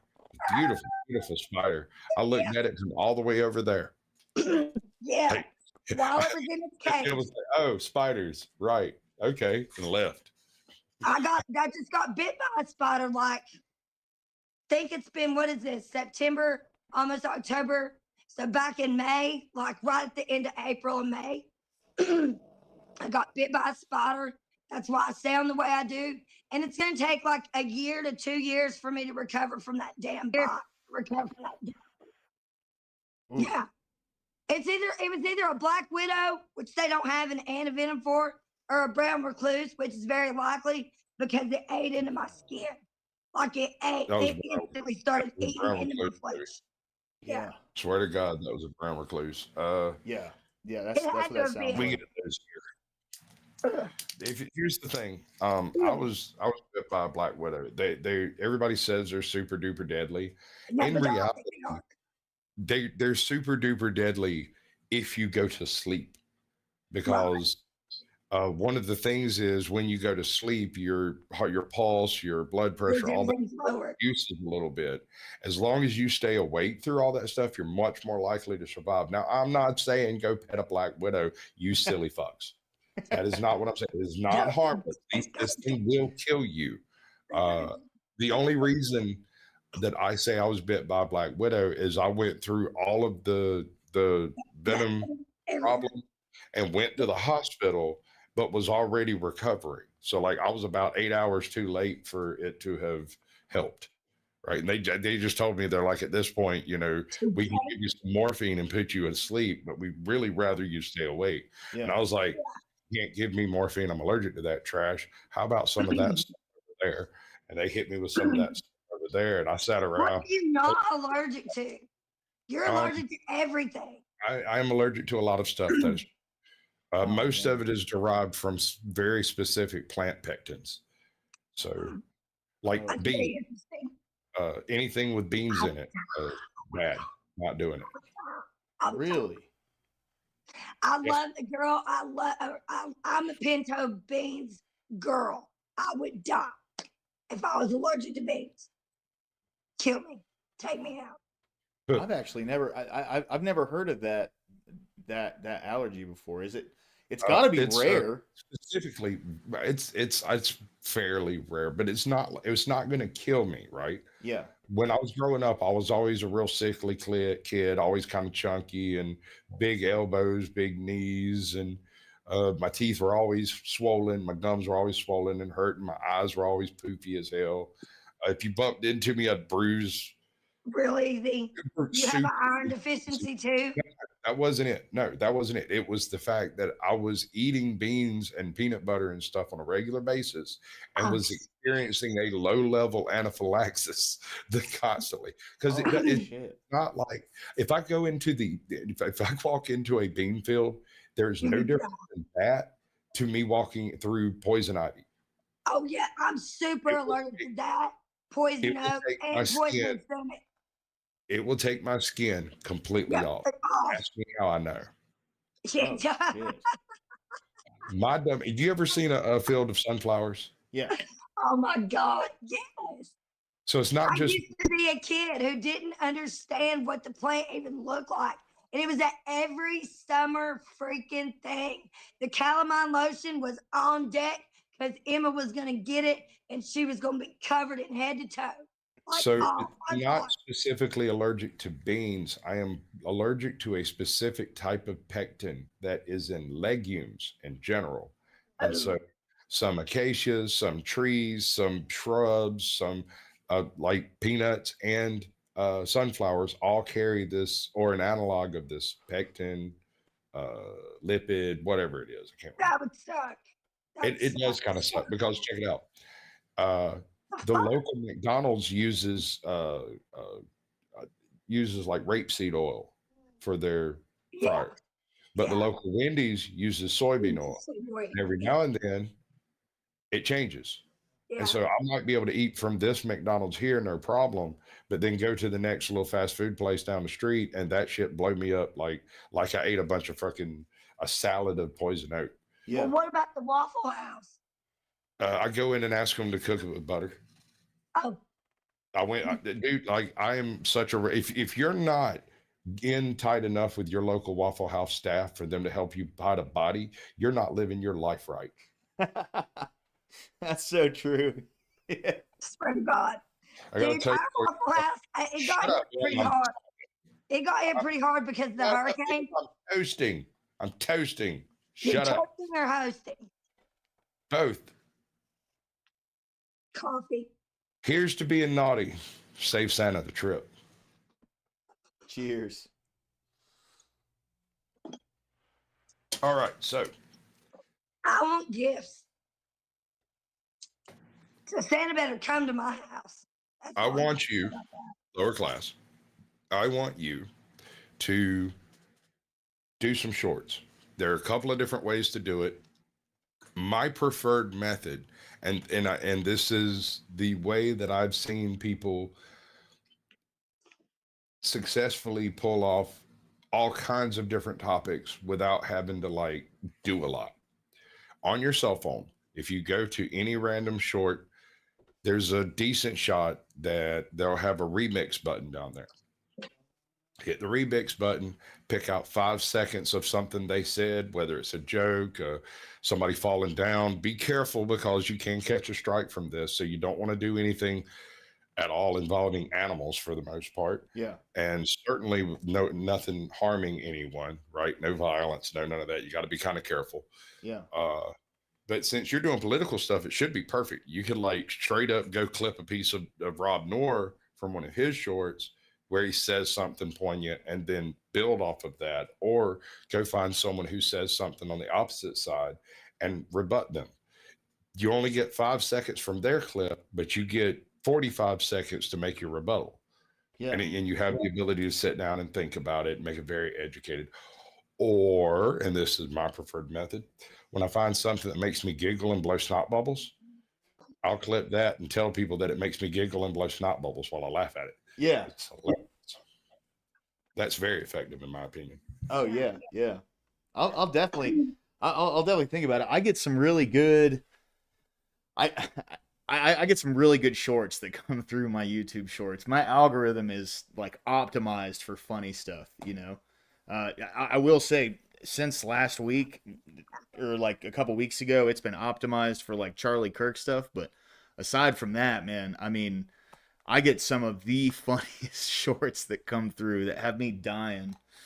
So I appreciate that, man. Thank you. Yeah, I'll definitely look into that one. I Whether got a lot of views off of shorts made off of clips that I made off of you, Sasquatch. Several. I'm with funny. thousands of hits. Because you're funny. Because I'm funny. Yeah. You know, it's really hilarious about my life. I spent the first 18 years of my life being told that I'm not funny and to stop doing that.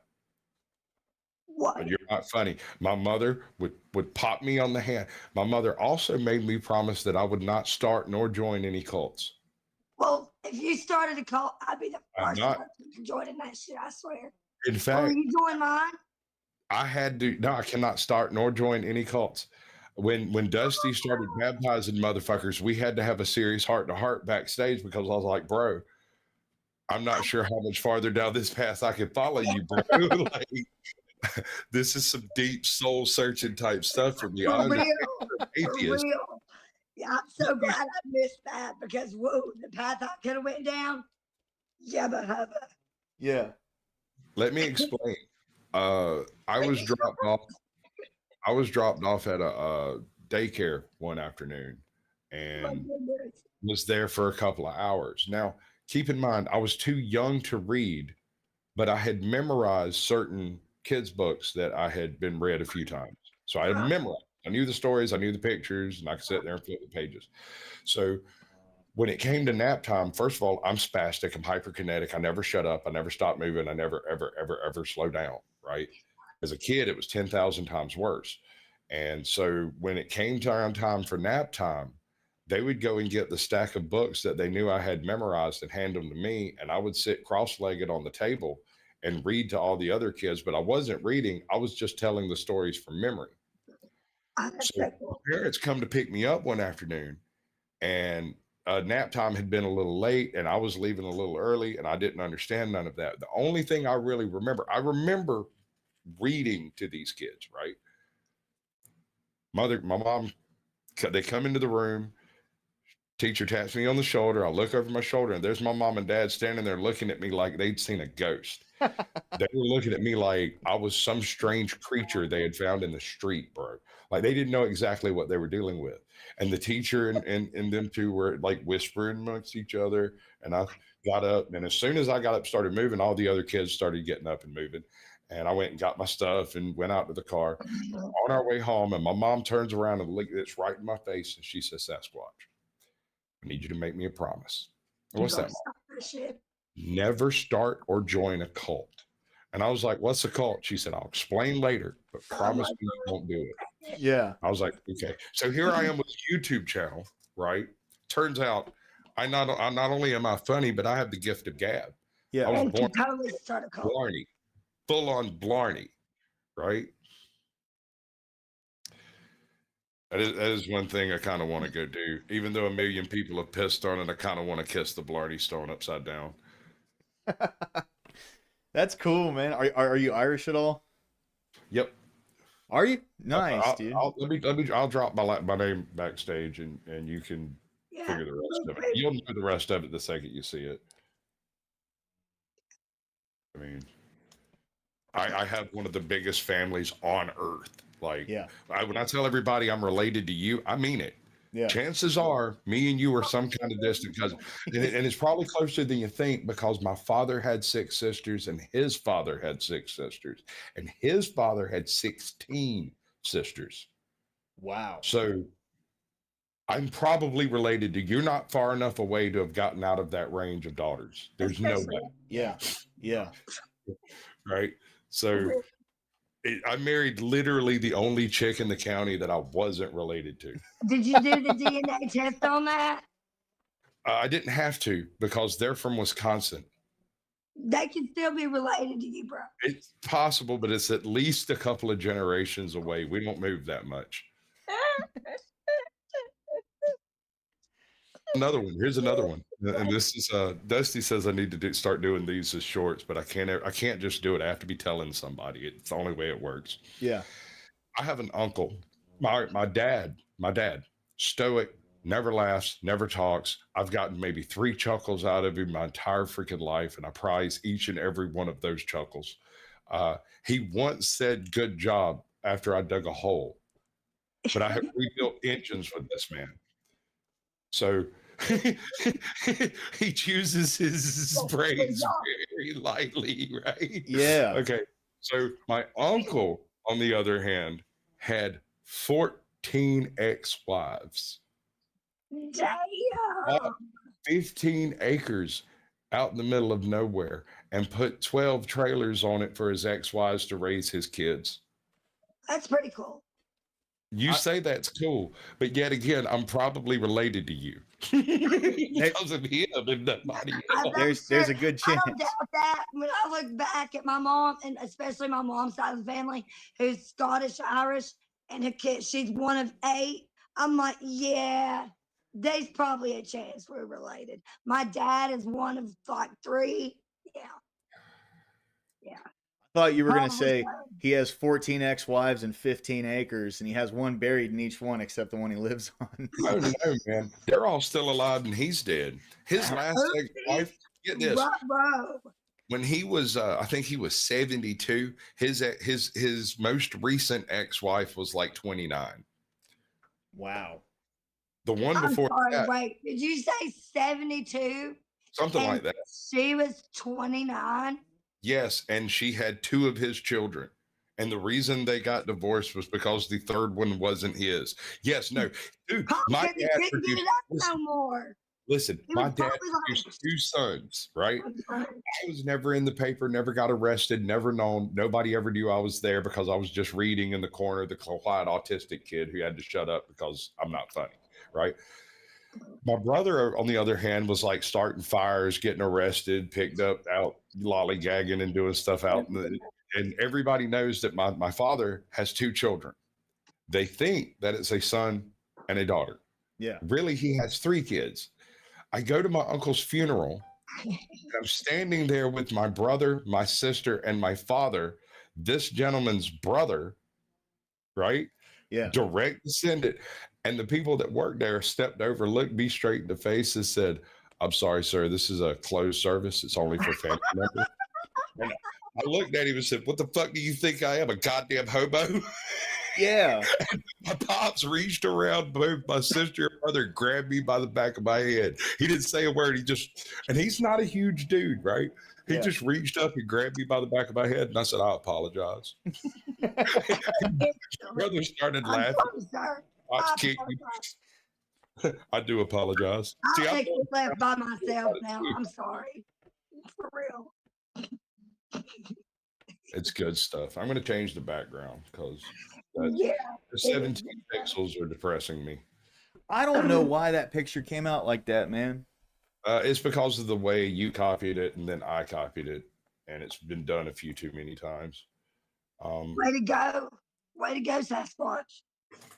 Well, no, I mean, it's the way I do it. And if you go look back at my thumbnails, almost all of them have that kind of digitized look to them. And it's because I copy it directly from yours. I could take it into an editor and skin everything out and make it look good, but this is your channel. This is where you're at. I'm not trying to take any airs about it. We're discussing, what are you doing? What do you want to do? How do you want to do it? Because that's really the thing. If you wake up tomorrow and you lost all of your subscribers, if you got nuked tonight, right now, you got nuked, would you start a new channel? Oh, I would. I don't think so. I'd probably still get online and do keep doing the same stuff that I do. But you would have to start a profile to be able to do the YouTube StreamYard connection. So you would start a new profile. Oh, you mean like if my channel was like banned? Is that what you're saying? You got nuked tomorrow. Would you start a new channel? Yeah. Okay, if you get nuked, and I don't think it'll happen, I really don't. If you get nuked, before you start your channel, fucking call me, text me, email me, goddamn, thumb your way down the fucking road, come talk to me. All because that first 6 weeks is fucking critical, bro. Yeah. You can do more with that first 6 weeks in a channel than the next 5 years. Yeah. Yeah. For sure. I've seen that happen to so many content creators where like one day they say something wrong and then the next day it's or whatever ends up happening. And I don't know necessarily how I'd deal with that situation. So thanks. You know what I mean? Start a new channel, but before you do, there's a whole sequence you should do, right? We need to sit down and talk about what the name of it's going to be. It has to be intelligent, quick, easy to spell, easy to say, and no one else can use it. Yeah. It has to be something virgin, right? Yeah. I've got a couple of ideas. None of them actually fit you. But now that you exist, ideas can occur, you know? Right. So just hit me up. What's up, Lauren? Welcome in. Thumping Weevil. Good to see you. The truth will set you free. Because I'm a dummy. Oh, that's you, ain't it? Wow, they deleted 7 of the missing link channels. Jesus Christ, bro. He's another one that I'm absolutely positive will eventually succeed. He will. I watch him all the time. Because of what he does and how he does it, and he just does it like a machine, right? It's every week, every day. That's what he's doing. It has no hope but to succeed. And he does something kind of similar to what I'm doing here, except he doesn't do the panels and the discussions and all that stuff. He brings individuals or groups of people in to have specific discussion, you know. Have you heard of the one that's called The Missing Enigma? It's like similar to that one. I am not putting my tinfoil hat on for at least another 30 minutes. Right? I don't think it's got a tinfoil hat relation. I am not putting my tinfoil hat on. Anyway, it might, you know what? Now that I think about it, it might be. So, yeah. I'm so evil sometimes. I'm rotten. No, you're not. Yeah, not rotten enough. You're petty. You're not evil. Oh my God. I can't believe you said I was petty. Are you joking? I have talked to you. Never mind. We're not going to do this. Just trust me. You're not evil. You're petty. There's a difference. A lot of people mistake petty for evil when it's just petty. You're probably right. I know I can be petty. And I can be like, oh my God, I can be super petty. But it's not till after I spaz out that I reflect back and I'm like, you petty ass bitch. For real. Well, I've seen you do it. So, what's up, Lauren? Man, appreciate you coming through. I'm sure y'all got plenty of clips of that. I'm going to boot you out for a second so I can actually get this out. So, I meet Barbie Sasquatch. We do an interview. We do the whole thing that me and you just did, right?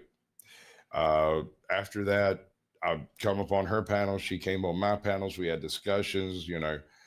She gets some kind of wild hair of her ass and changes her channel name to Caucasian Sasquatch's Bratty Sub and gets arrested the next day.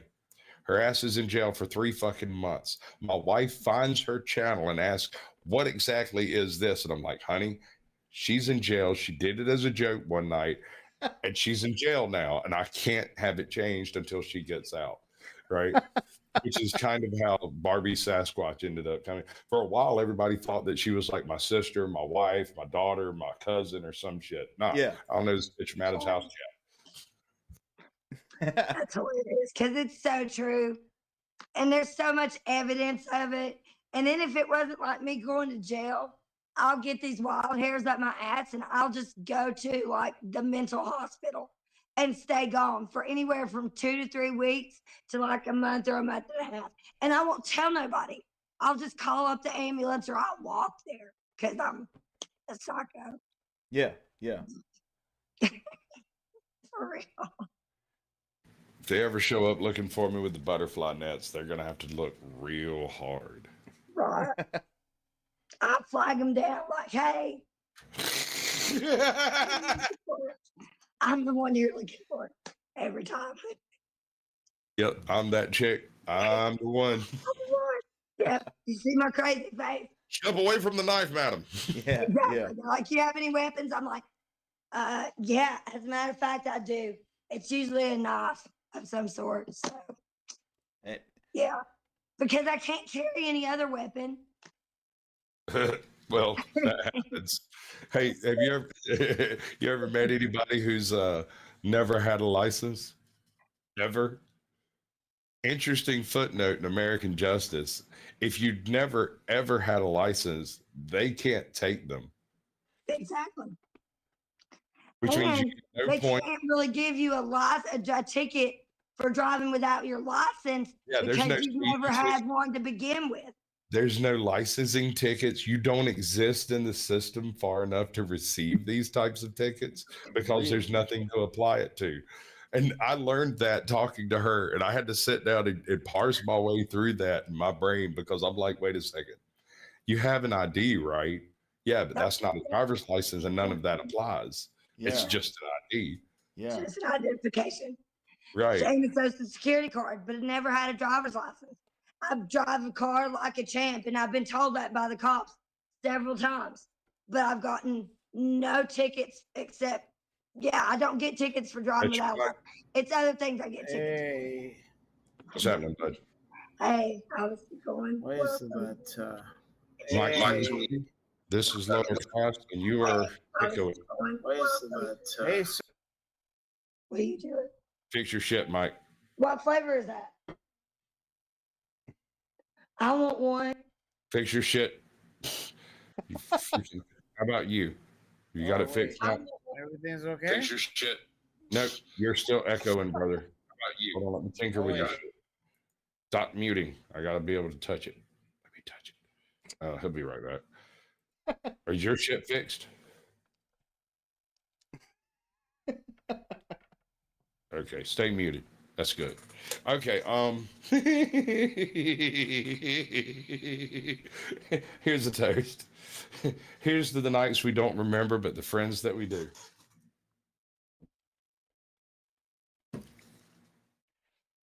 Would you believe that I've been thrown out of most bars I've gone to? Really? Sometimes like a frisbee. Wow.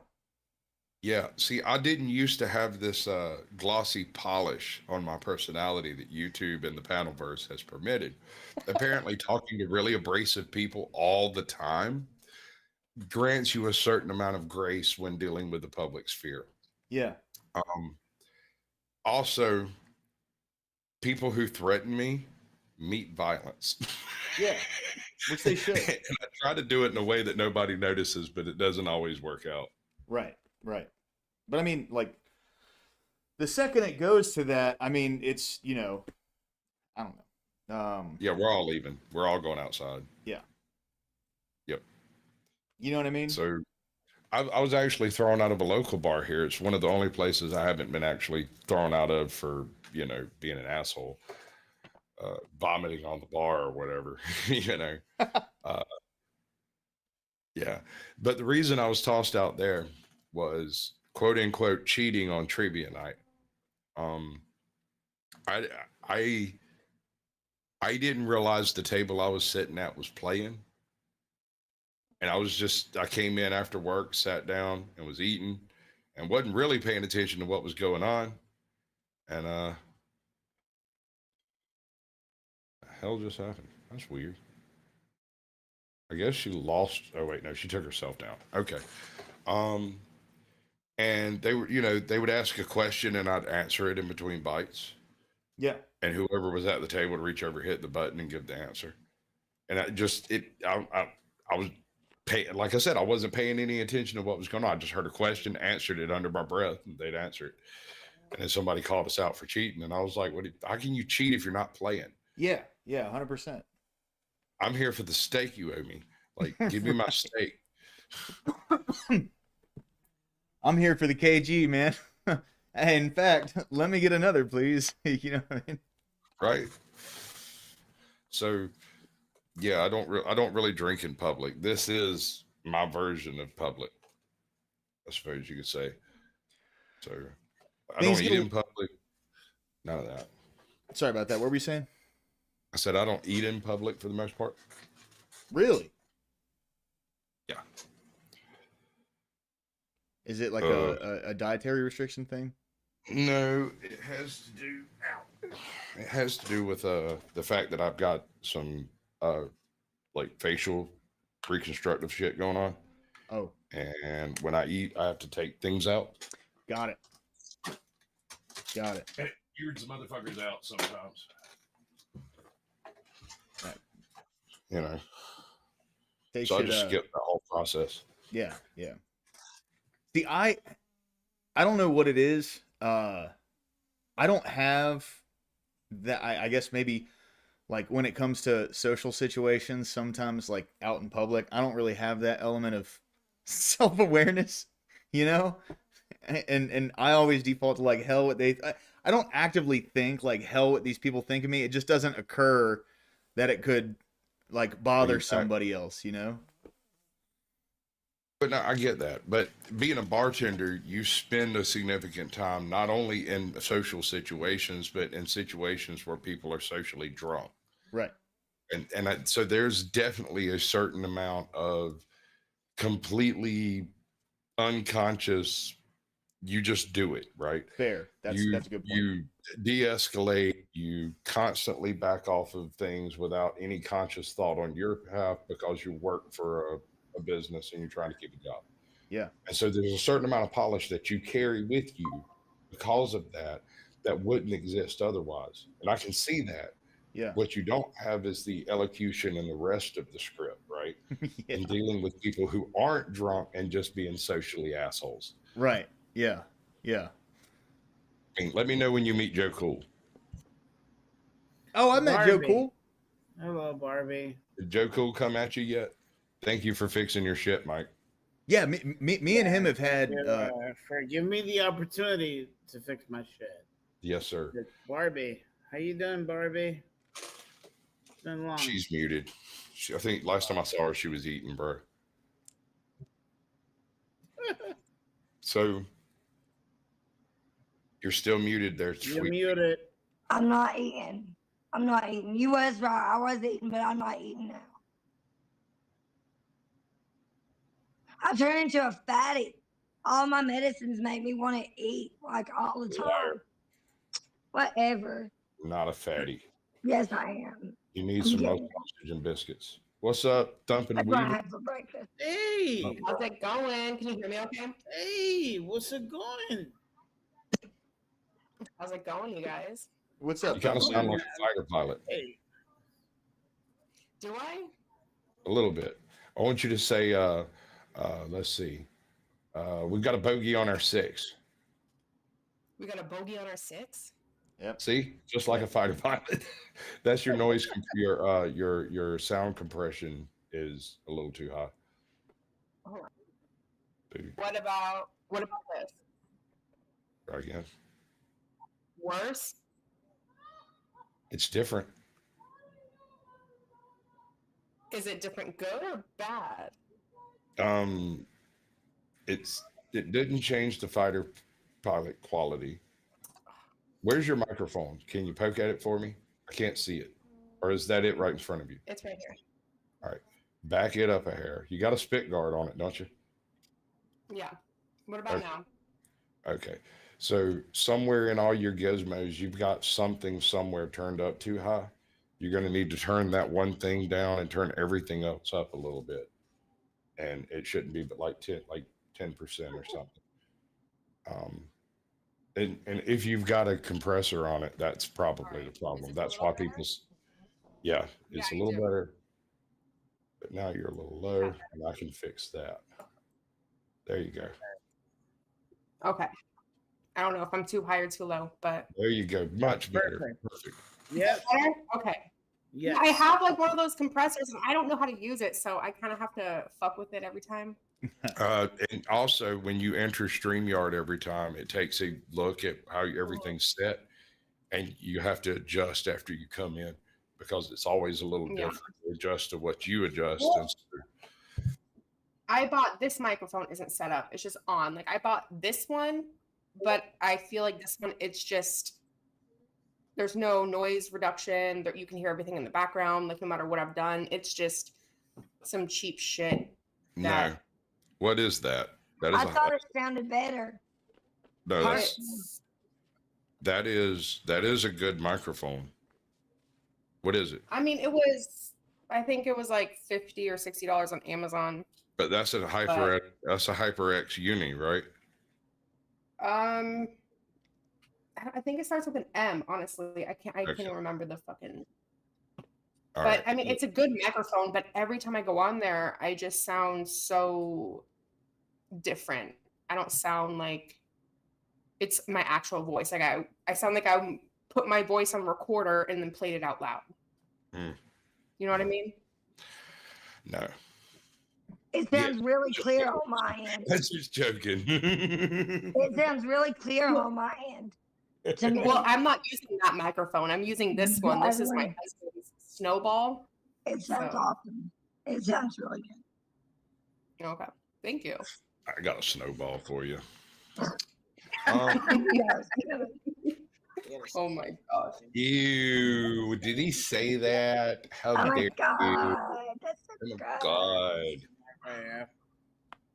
Right.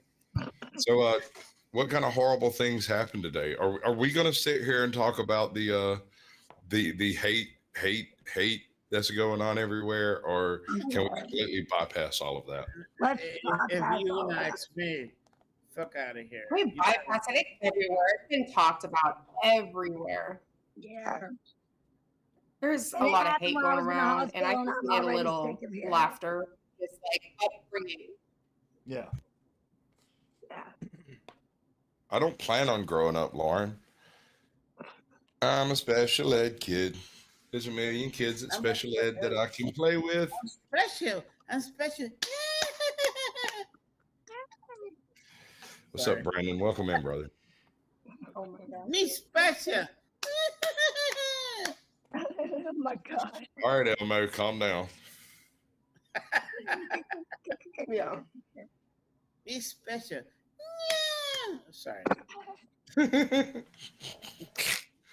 reminds me of somebody that I was in the dang mental Mommy said- hospital with. They Mommy didn't said sound I'm special. special. They Mommy would just said go, I'm that's what they do all day. So back in the day, you remember the Tickle Me Elmos that were out there? You remember the year that they had the huge fight where Black Friday was the death of Tickle Me Elmos? All right.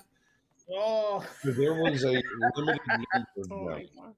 there were a limited number of Tickle Me Elbows that were released with damaged drives.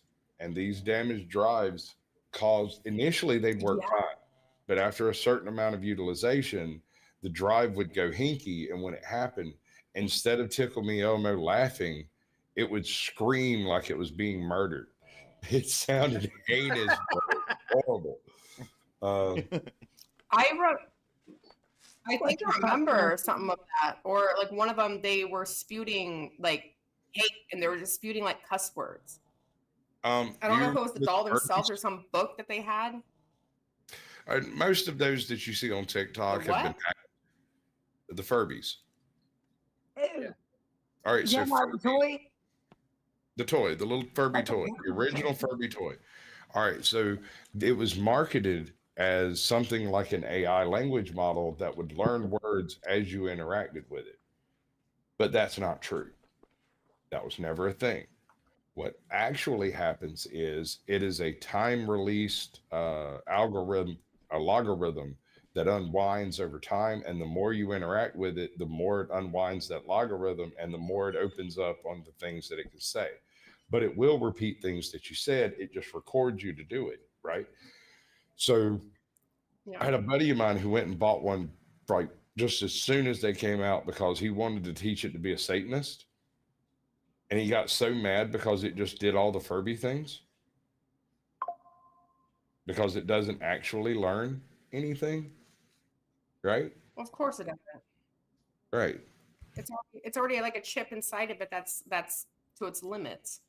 Yeah, and but you got to understand, we didn't know anything about limits back then on chips. Chips were like fucking magic, and they made everything better. Yeah, and you thought you could like do like this whole worldly shit with it. It's fucking Furbies. I had quite a few. I never experienced the the whole batteries are out and it talking on its own. I never experienced that. I just I had a ghost train. We had a ghost train. So my brother had 3 kids. Actually, got more than that, but anyway, first 3 kids. He had a daughter. We got a bunch of fucking toys one Christmas and had a huge Christmas. And she got this little rubber sort of Sesame Street sort of train. And when you push on it, anywhere on the train, you pick it up, you move it, you touch it. Anyway, it goes bing, bing, bing, bing. Right? When they moved, this train got stuck out of sight. And every now and then, for years, you'd be sitting around in the house and hear ding, ding, ding. Woo, woo. And it never died. Not like 2 a.m. You'd be sitting around. It was in my closet in my bedroom, and it was just in there somewhere. And anytime I went looking for it, I couldn't find it because apparently it takes a little while for the dead battery to like reestablish some charge. And then eventually it would trigger again and you'd get a ding, ding, ding. It would just real slow. It was creepy as hell, bro. God. Imagine. I'm 17, 18 years old. I'm having a little party at the house. There's 10 or 12 of us sitting around in there smoking a big fat tater. And there's a quiet moment in the conversation and you hear ding, ding, ding, woo, woo. And everybody just looks at each other. They're like, what the fuck was that? Sounded like a train to me, bro. Somebody wanted in on the fun. That Thomas the Tank Engine theme comes on. Yeah. I used to play Skyrim with the Thomas the Tank mod on it. Oh yeah. When that dragon, when Thomas would show up as the dragon, it's fucking.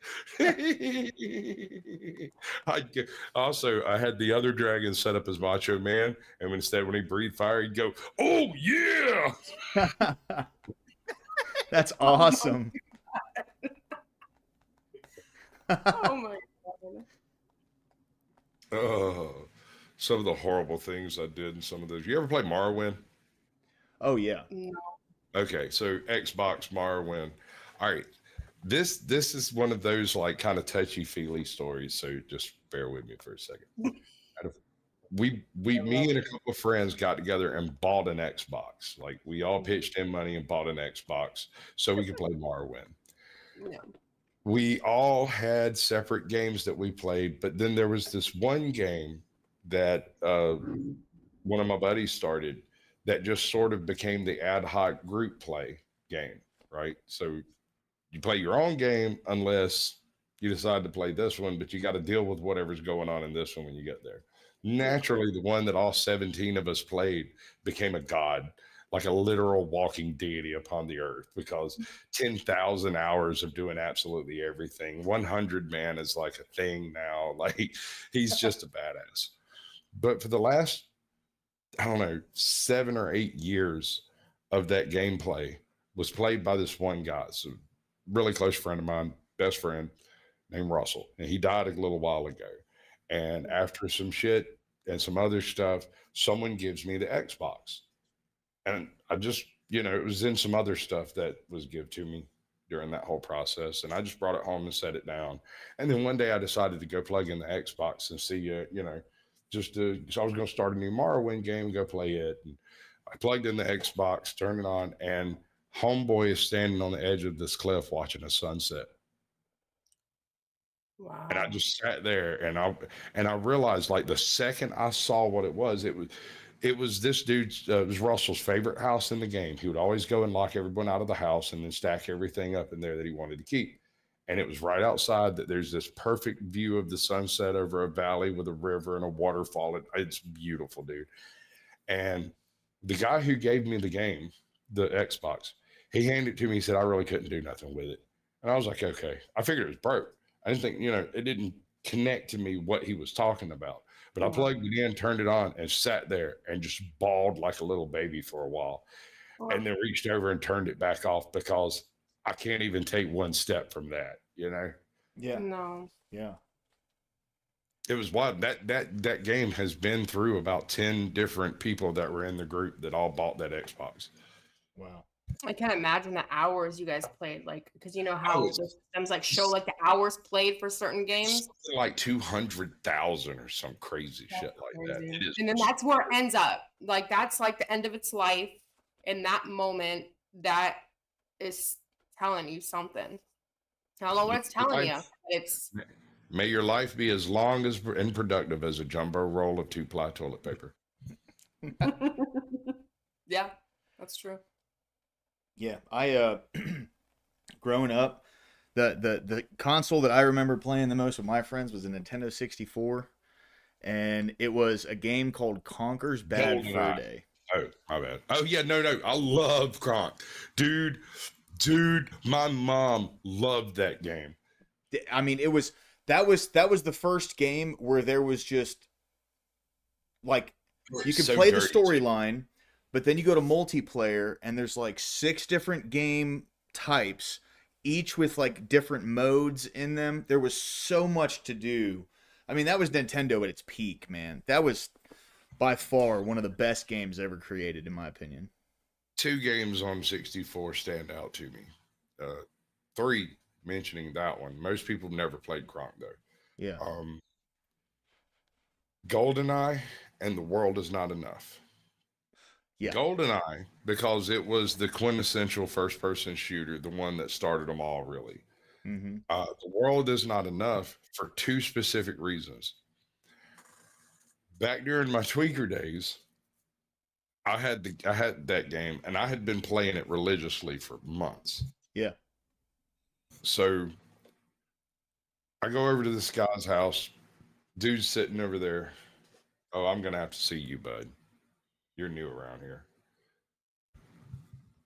And all right, good deal. You can go back off camera if you want to. Cool beans. Welcome in. EOD. He's good. He's good people.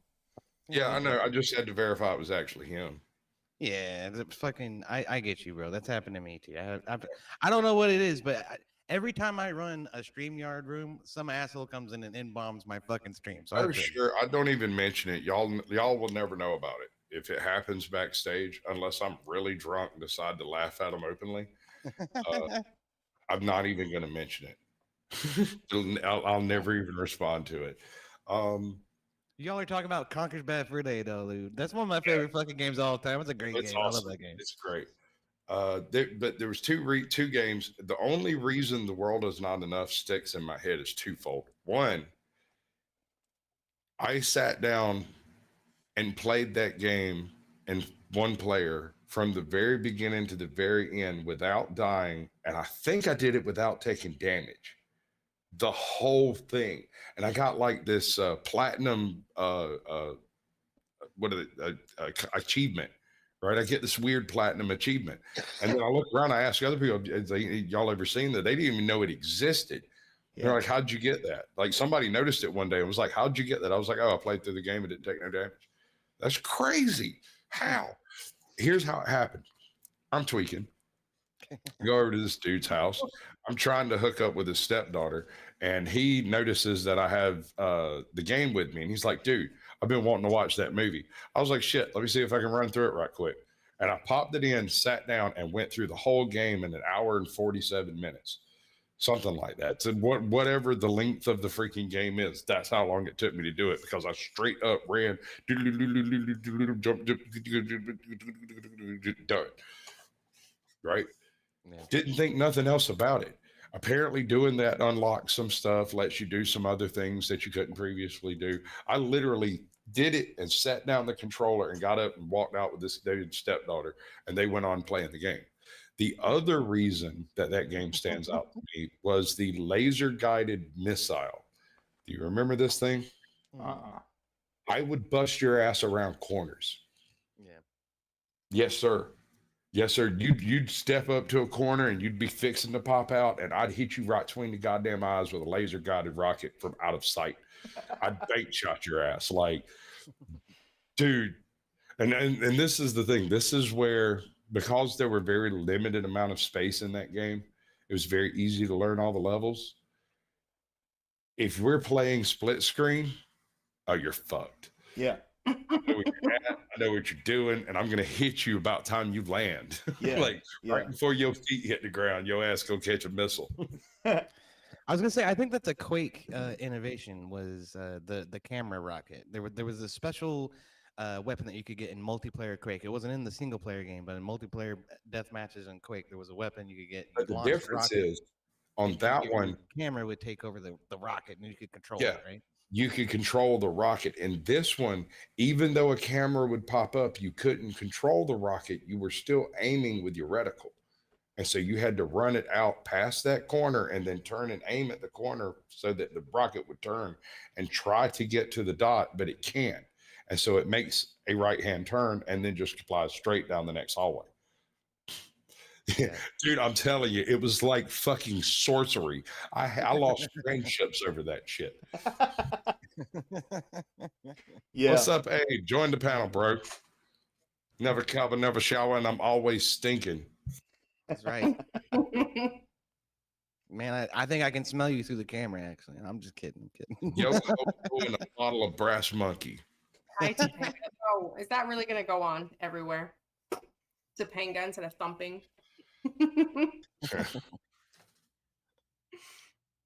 I don't think I Everybody's met you yet, Thumping Weevil. How are you doing? Good. How are you doing? Yeah, Hello. I'm hanging in there like a hair and a biscuit. Everybody. So you already know each other. Thumping, you already know lower class, right? We've been on a panel before. Okay. Maybe, yeah. I've been on a few, but yeah, there's And you're familiar with EOD? probably from the chat. I don't know. Have we been on a panel together? I don't think so. Not yet. Yeah. I think this is the first time you've been on my actual show on my channel. I think you I've might been have on yours been how many once. times now? A couple. Yeah. Not a whole lot, but I think you've been on Sarah's panels, right, Thumpin? yeah, I've been on a few of hers. I thought she was gonna do a Throwdown Thursday tonight, but I guess not. My hair's all greasy and shit. That's why I don't want to turn my camera on. There you go. That I recognize you. I recognize you now. See how red it is? Shut up. His hair? Part of it is the fact that I dyed it. The other part is the light is very low in here. I like to Whatever keep you it- got to tell yourself. Redhead, but I dye mine a different shade as well. So Look, I don't care that you're a soulless ginger. It's fine. I I'm don't not a judge ginger. people. I'm not- I'm just thinking what you do. See, if you look at my beard closely, you can tell it's a different shade of color than mine. Or if I ever get that close to you, you're gonna have to drink. EOD, that's just called Just for Men. I'm not dyeing my beard. We're not doing that. Well, you want to see something funny? So this is something that I got from people. It's one of the reasons why I started buzzing my head. So I'm gray from here back. I'm bald up here, of course, but I'm gray from here back. I don't do anything with my beard. Yeah. So when I grow this out, it's like straight salt and pepper. And then I have this dark ass beard down here. And Have you everyone ever always asks me, do you just dye your beard or what? And there you go. Yeah, see? Look at that. Yeah, you see Yeah. that? That's like So why shave it then? It's gray, so why shave it? Look at this. Yeah, You that's see very this gray. Fire stripe. And you have some color in between. I don't do anything with this short of combing it daily, right? Yeah. The whole Viking effect is just natural. I was gonna Yeah. say you gotta call yourself a Viking. Squatch, you look like $1,000,000. So, guys, Yeah, I'm mini boss. 39 years old. I have a series on my channel called Odin Sees where I dressed up as Odin and was looking at TikToks. I stopped doing it because terms of service changed and the types of things I was showing were catching me strikes, right? I see. So, All right. you know, but yeah, I did play the whole Odin bit for a while. I've still got all the gear. In fact, this here was supposed to be Odin's left eye. When I went and made this background, I had a green screen eye patch and I had this whole thing worked out on how I was going to do it, but I couldn't make Yeah, this. it's hard. It's hard to keep everything lined up when you do something. Yeah. So, but I was fucking with it one day, and I accidentally left this as the background, and everybody was commenting on how fantastic it was and shit. And I was like, "Send me money now." Yeah, it is a cool background, dude, for sure. Well, I got a baker's dozen of these things, dude. I got a couple of good ones. I know you said you make stuff for other channels, right? I do stuff. Yeah, I do stuff. I drink and I know things. That sounds. That is basically yeah. Listen. Remember, I told you I read an entire encyclopedia set, 1976 World Book Edition. Before there was Ask Jeeves, before there was Google, there was Ask Sasquatch. People would call up my mom and be like, "Hey, this question," and she'd say, "Hold on," and ask me, and then tell them, and they wouldn't believe it, and she'd just hand me the phone, be like, "Tell them," and I'd go pull out the encyclopedia and read it verbatim. There's got to be somebody in the friend group like that. To this day, if there's an argument between me and my brother, one or the other, or both between my sister and my brother, one or both of them will call me and ask me to settle something rather than Google it. And that is retarded. I agree. You're holding the most powerful device in history in your hand, and you're calling my drunk ass. Yeah. Hey, that's gotta say something. It's gotta say something about you. The oracle of the ages, man. Sasquatch. I'm not saying oracle. I'm not making predictions here, but if you'd like me to, I could start.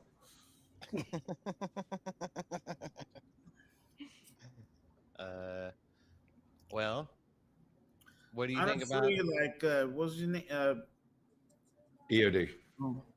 Yeah, what? Bro, I'm sorry. I'd just say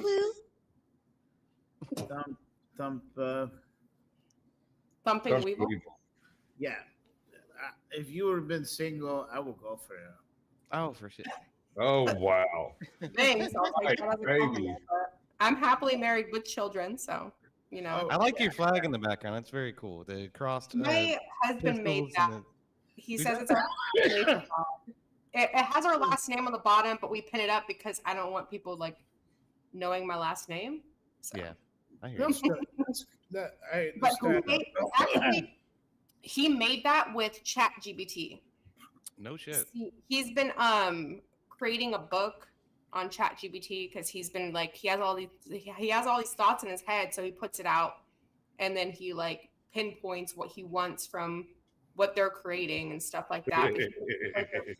Honestly, like the first time I met you, like I was kind of hitting on you, but like I get it. Like you had your husband and everything.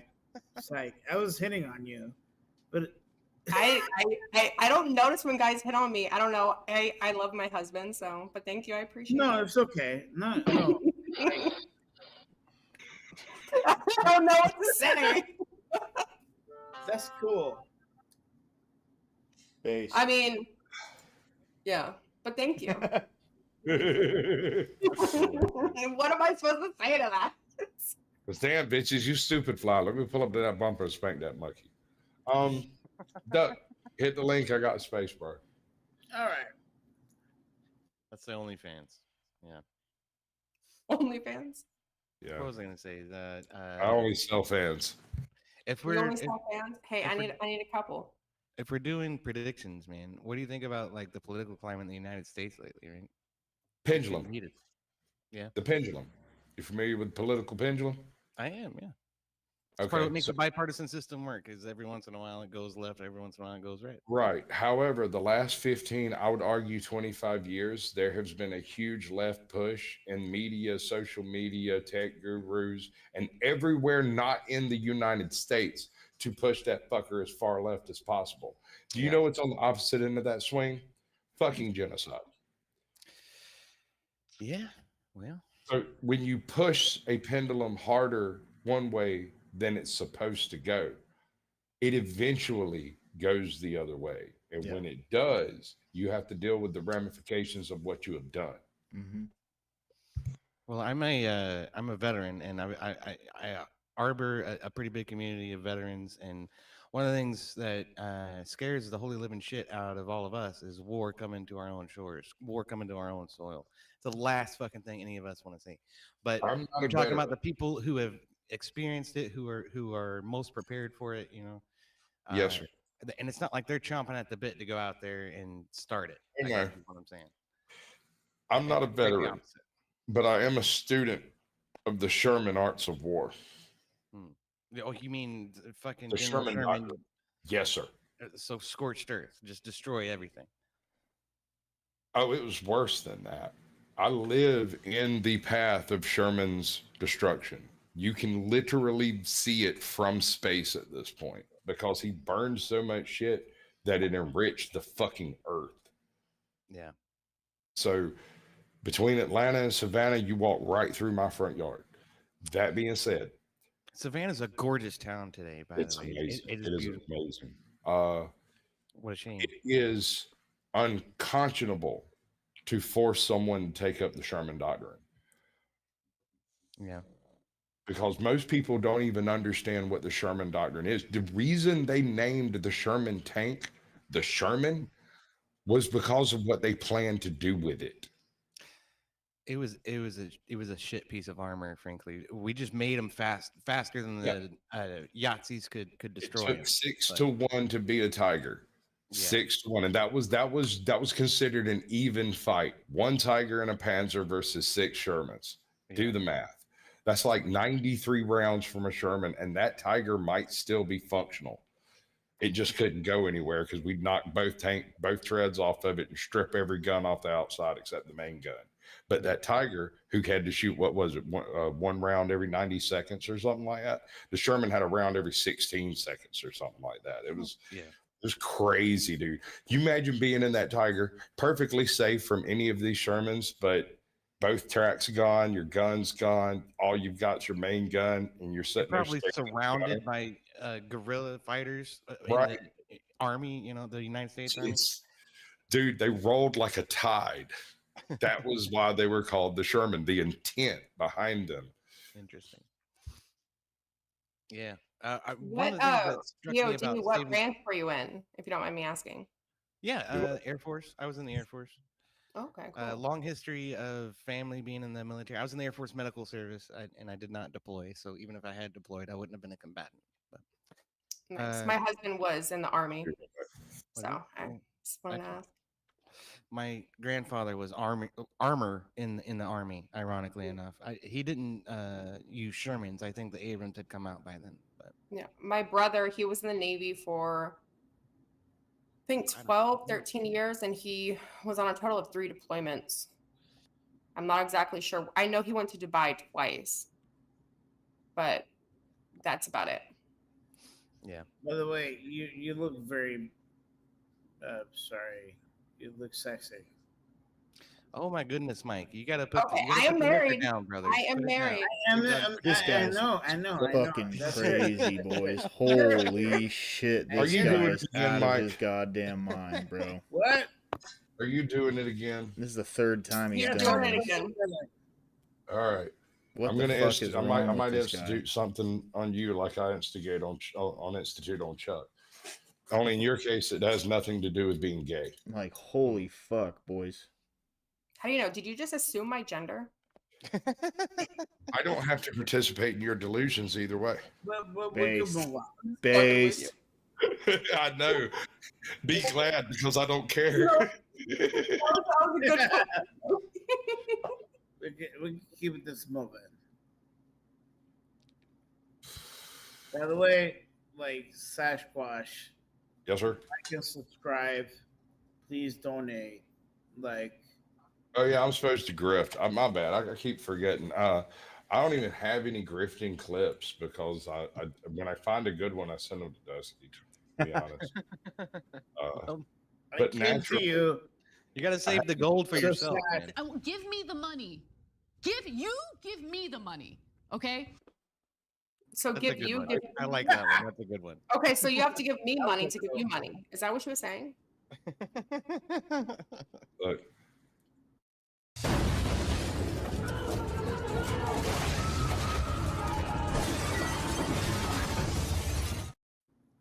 You gotta put Bang Bang FBI open up right before that one plays. Yeah. Yeah, I That's what I was do. missing. You're right. By the way, you're very beautiful, and your husband, No, for with crying all out due loud. respect, by the way. All due respect, quit fucking what? We interrupt this program for an important news announcement. Holy shit! You're That's my beautiful. opinion. I get it. I get it. Like, You can probably, Christ. you know, if This- you want my this is- husband's number, you can tell him. This is one of my favorites. what? Yeah.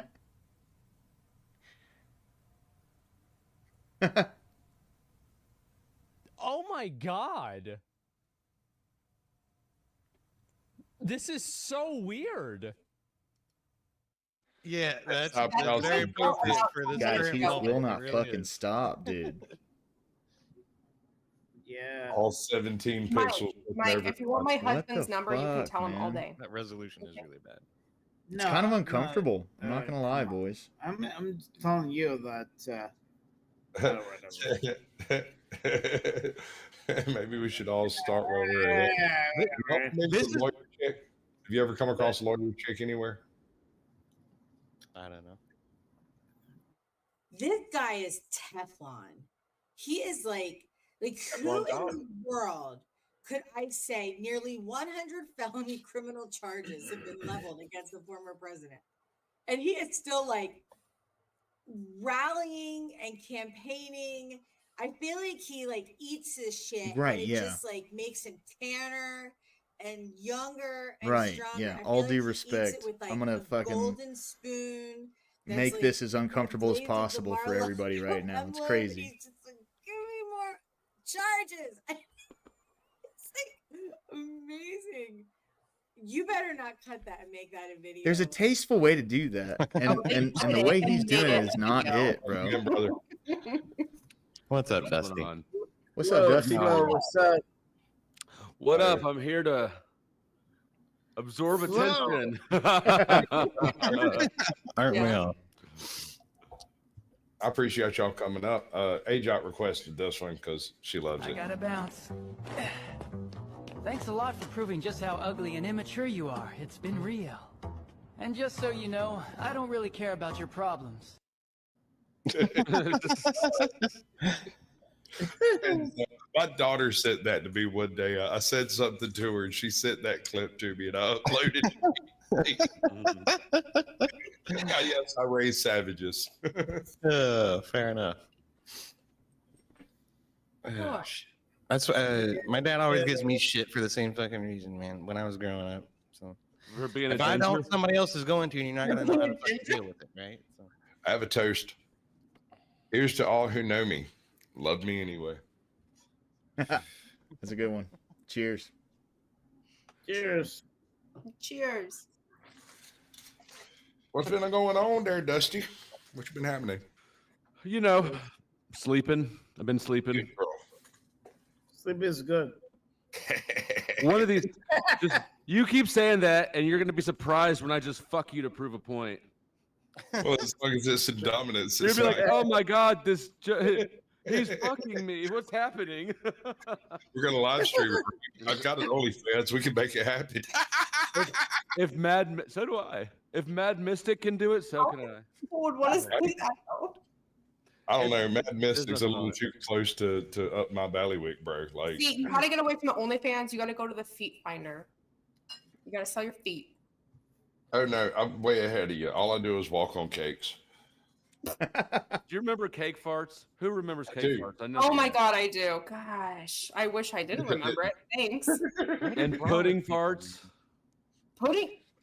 What about that girl who used to put her farts in jars and she sold that shit? And there'd be like a You know little, how many dudes- shark in there sometimes, a piece You know of how it. many dudes got Okay, kicked we're out from gonna that? bring up something disgusting. Just bring up like the 2 girls, 1 cup. How about that? Oh, That's One, true. two. I'm talking about the number of guys who bought the freaking farts and got pink eye. That was the. It was worth it. It was worth it. He paid Totally for it. worth it. He paid for that.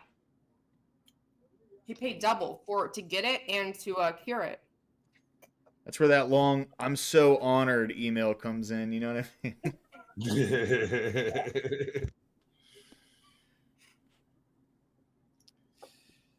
Yeah, you got to pull my hair. I'm not going to respect you.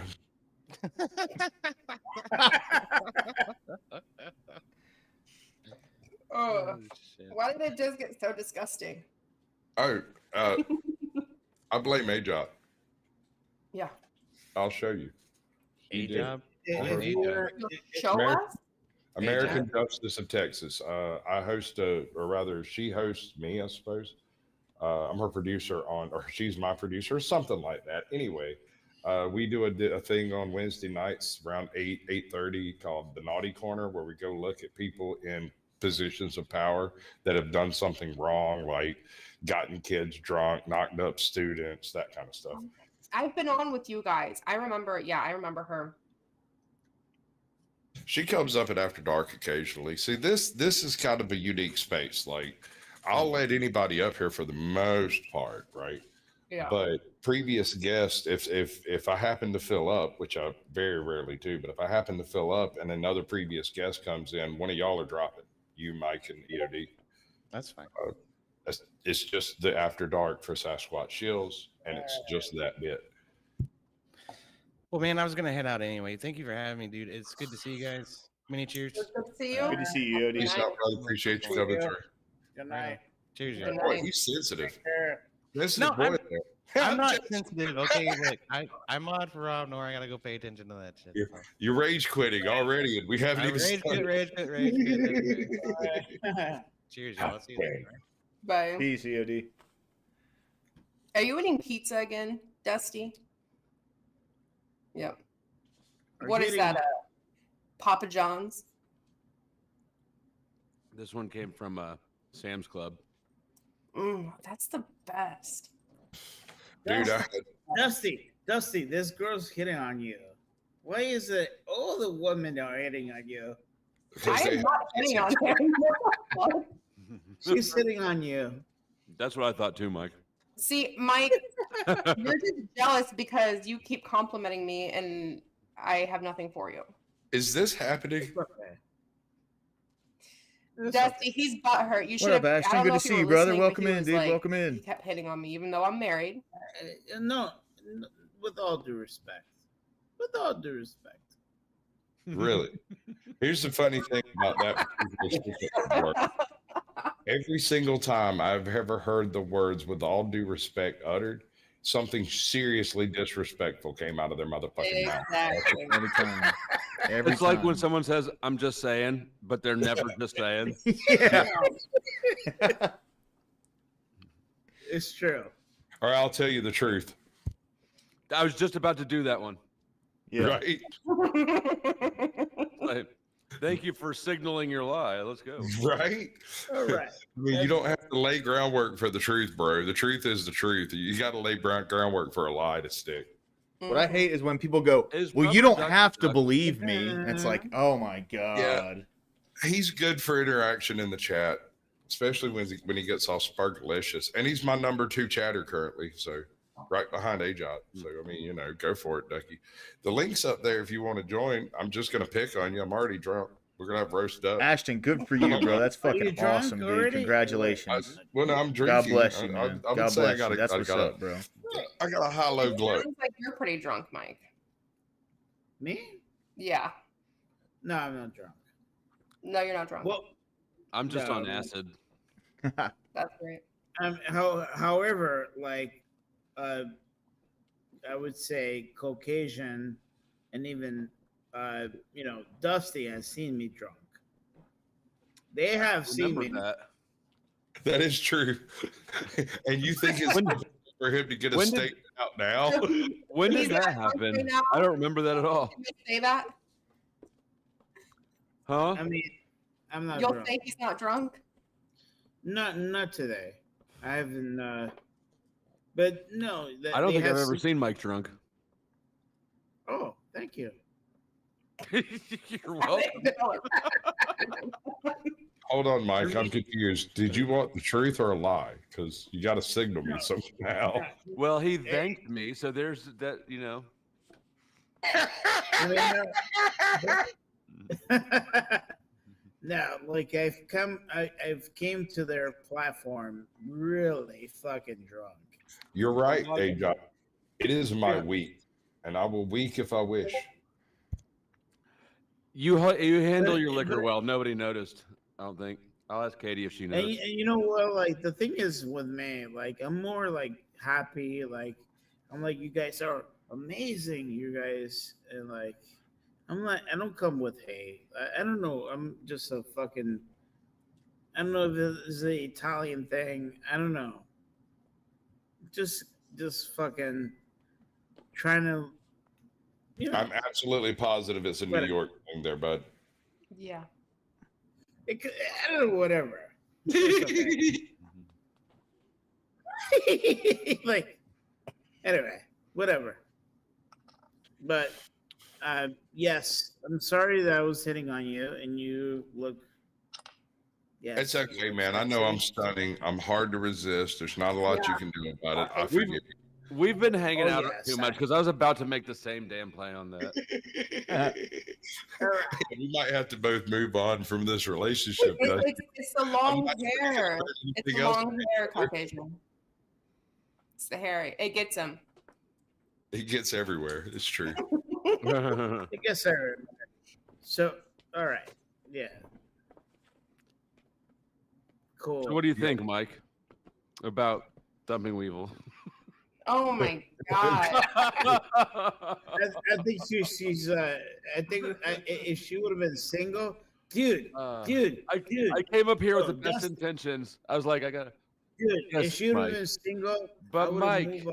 but Mike, it's all right. No, but she knows that, but she's not single. So you know who is single is lower class. That's true. And I have one more thing to add there, Mickey. And this is for Thumping Weevil as well. I It mean, is if she not. would have been single, I would have moved on to New York City. She would. Wow. She was in a Mike. high-rise building. Mike. Oh, okay. Whatever. We Move get on. it. We get it, Mike. Come on. It's It's not- just remember, Thumping wait.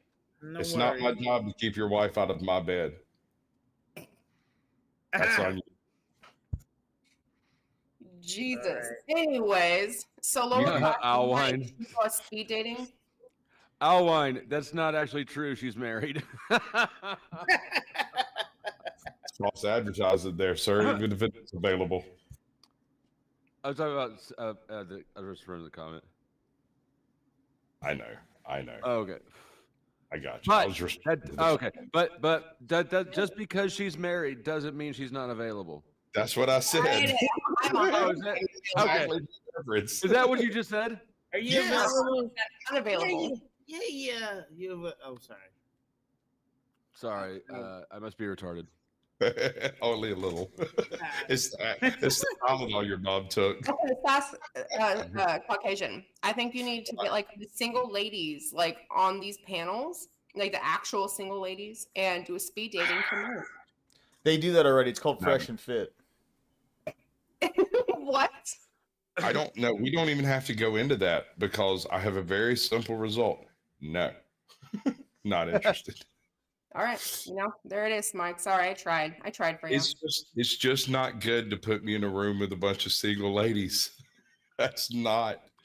They we turn don't- him into the gay friend. Oh, who doesn't need a gay friend? God, brother, what you don't understand is I was already the gay friend. That's the strategy. See, we'll stand right there the whole time you're undressing. We'll even compliment you on your boob job. That lift job, that is amazing, honey, slay queen. Slay. Yeah. No, I grew up with a lot of gay friends, See, you just got to put Makes your hair in sense. like a couple pigtails, and you could pass it. Have you ever been pimp slapped by a hairy dude from a swamp? From haven't. A. The From fact that A? you questioned that makes me feared. like you need a specification. How about Listen, this? I did You some ever- shit back in my day. I cannot say or not say who I've been slapped by. Okay. Have you ever had your ass whipped by a big hairy guy from Georgia with a man No. bun? Nope. First time for everything. Keep fucking around. No. You're getting no ideas, man. I got time. No. Anyways, Now Sasquatch is hitting on her. can we well, the truth is, I'll call her husband first. call him. I will put his number up. God damn, do I still have the based oracle quotes? Oh my god, I hope I still have the based oracle quotes. Do I? South, I'm the most courteous individual you'll ever meet in public. Hold up, let me do this right. Oh my god. This was the last time based oracle was on camera on YouTube. Full on. Full stop. South, I'm the most courteous individual you'll ever meet in public. Yes, sir. No, sir. Yes, ma'am. The whole 9 yards. Look, I mean, let's be real. If I was, a lot of the popular types of dudes nowadays, I would send my wife to Sasquatch to get fucked. Right? Like, he a gentleman. Now, I'm not like that. I'm not an Adam 22 or Andrew Hold on, I Tate, gotta whatever. clip Yeah, just clip it. Don't you dare take this down for the next 20 seconds.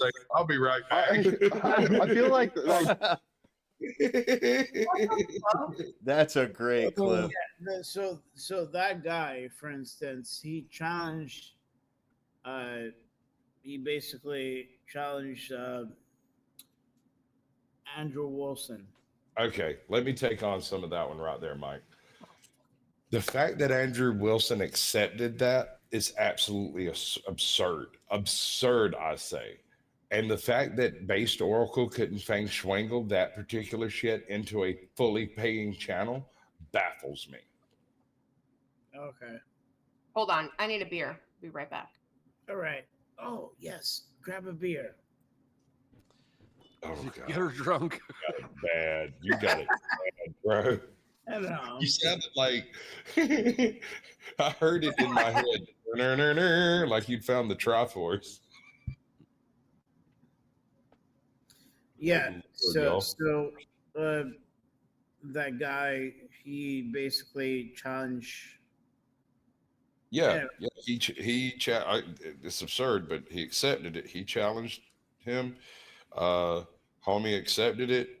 They did the thing. I think he gained like 25 subscribers off of it or something like that. All right. That happened like literally the week. I think it was the week after me and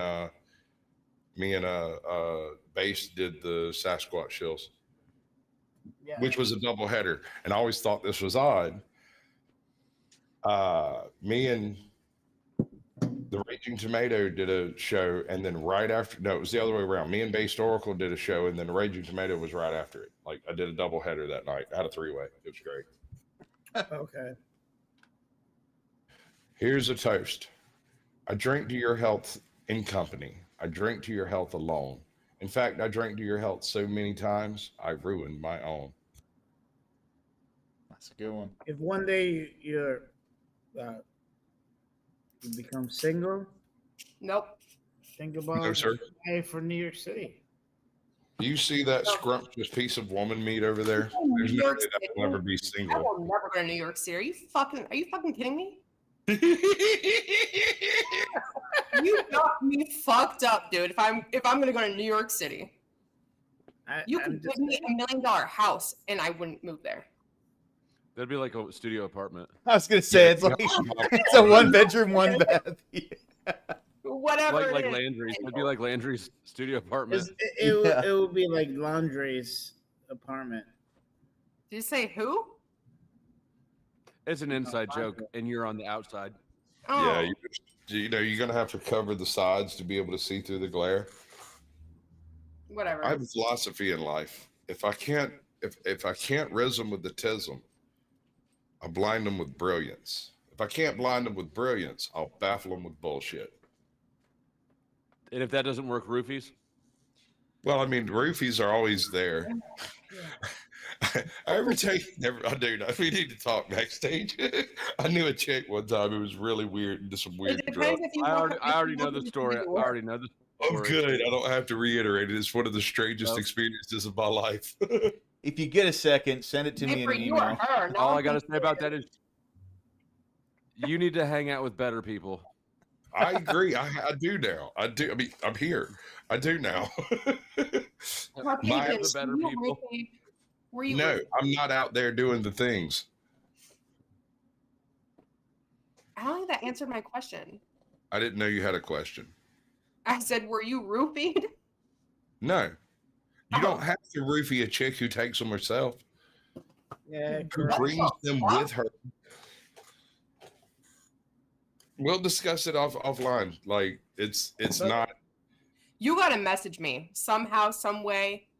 I'm gonna end this in a few minutes. Dusty, are you gonna do a live stream? Literally just started one. Okay. By the way, All right. by the way, it's a joke. It's a joke. Hello. Hi. What's a joke? So you're saying that if she was single, you would not fly her out to New York? Oh yeah, but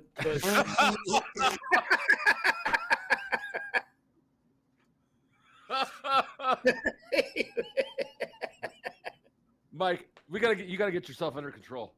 Yeah, Mike, you go out, go to a pub. I know there's probably dozens on the road or whatever. Fucking no, it's not really that serious. I'd say touch grass, but there's no grass in New York City. Wait, there is this crack in the sidewalk. Green. Yeah.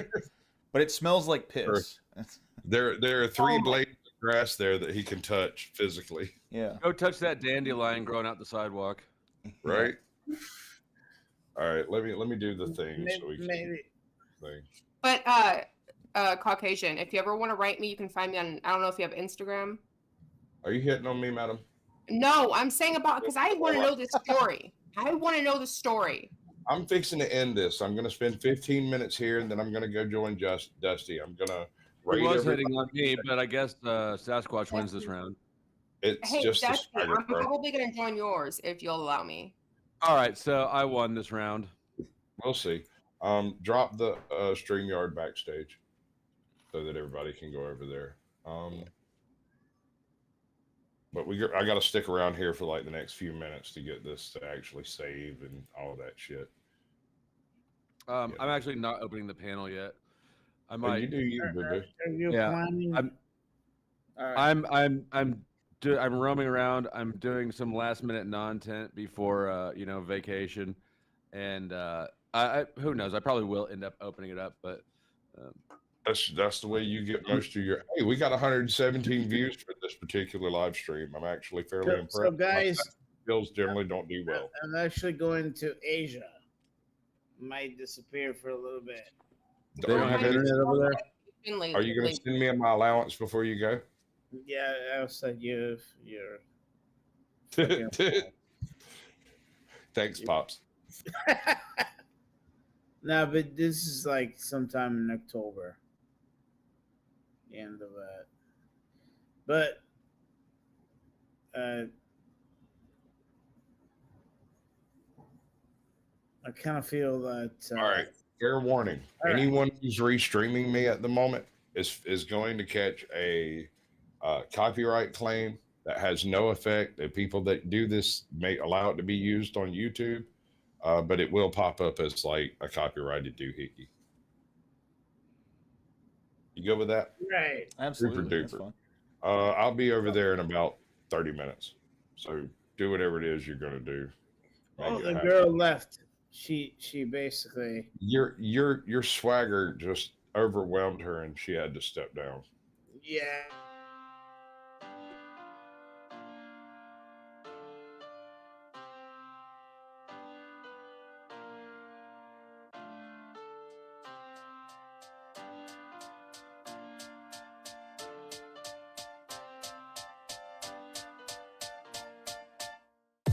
Welcome to space. What were you expecting? It's a dangerous place. Thank you for investing. Go there for your rota, there for your orders. Fill up these quotas, we'll bill for your quarters. Report to your foreman, but watch for marauders. Cause if you get eaten, there's fees for your mourners. Prosperity's there in the care of magnates. In halcyon heaven awaits. Did you think it was supposed to look like the poster? It mostly does, oh, if you'd only read closer. Just 10 short years to a new frontier. Snooze as you cruise and you'll wake up here. You've been trapped in that ship for an awful long time, so perhaps you have simply forgot what you signed. Oh, honestly, did you not read the colony policy that defined you as company property? That wavers your say in autonomy. The conglomerates got you in lock and key. We put the dollar back into idolatry. If you're upset, you can rent an apology. We are a family forged in bureaucracy. No I in teen, but there's con in economy. Were you expecting adventure? Were you hoping for fun? My friend, you're indentured and pleasures exempt from your tenure. So venture back down to your slum that's provided at generous prices. Your worth is determined by your sacrifices. All right. So here's the fucked up story I can't tell live. Are we still live? No, it said the stream ended. Are you promise I'm not live on your channel? Oh. Hold on. Because we're officially backstage and I'm fixing to tell some really heinous shit that I've seen happen. It's hilarious Fuck. I'm and live fucked up. right now.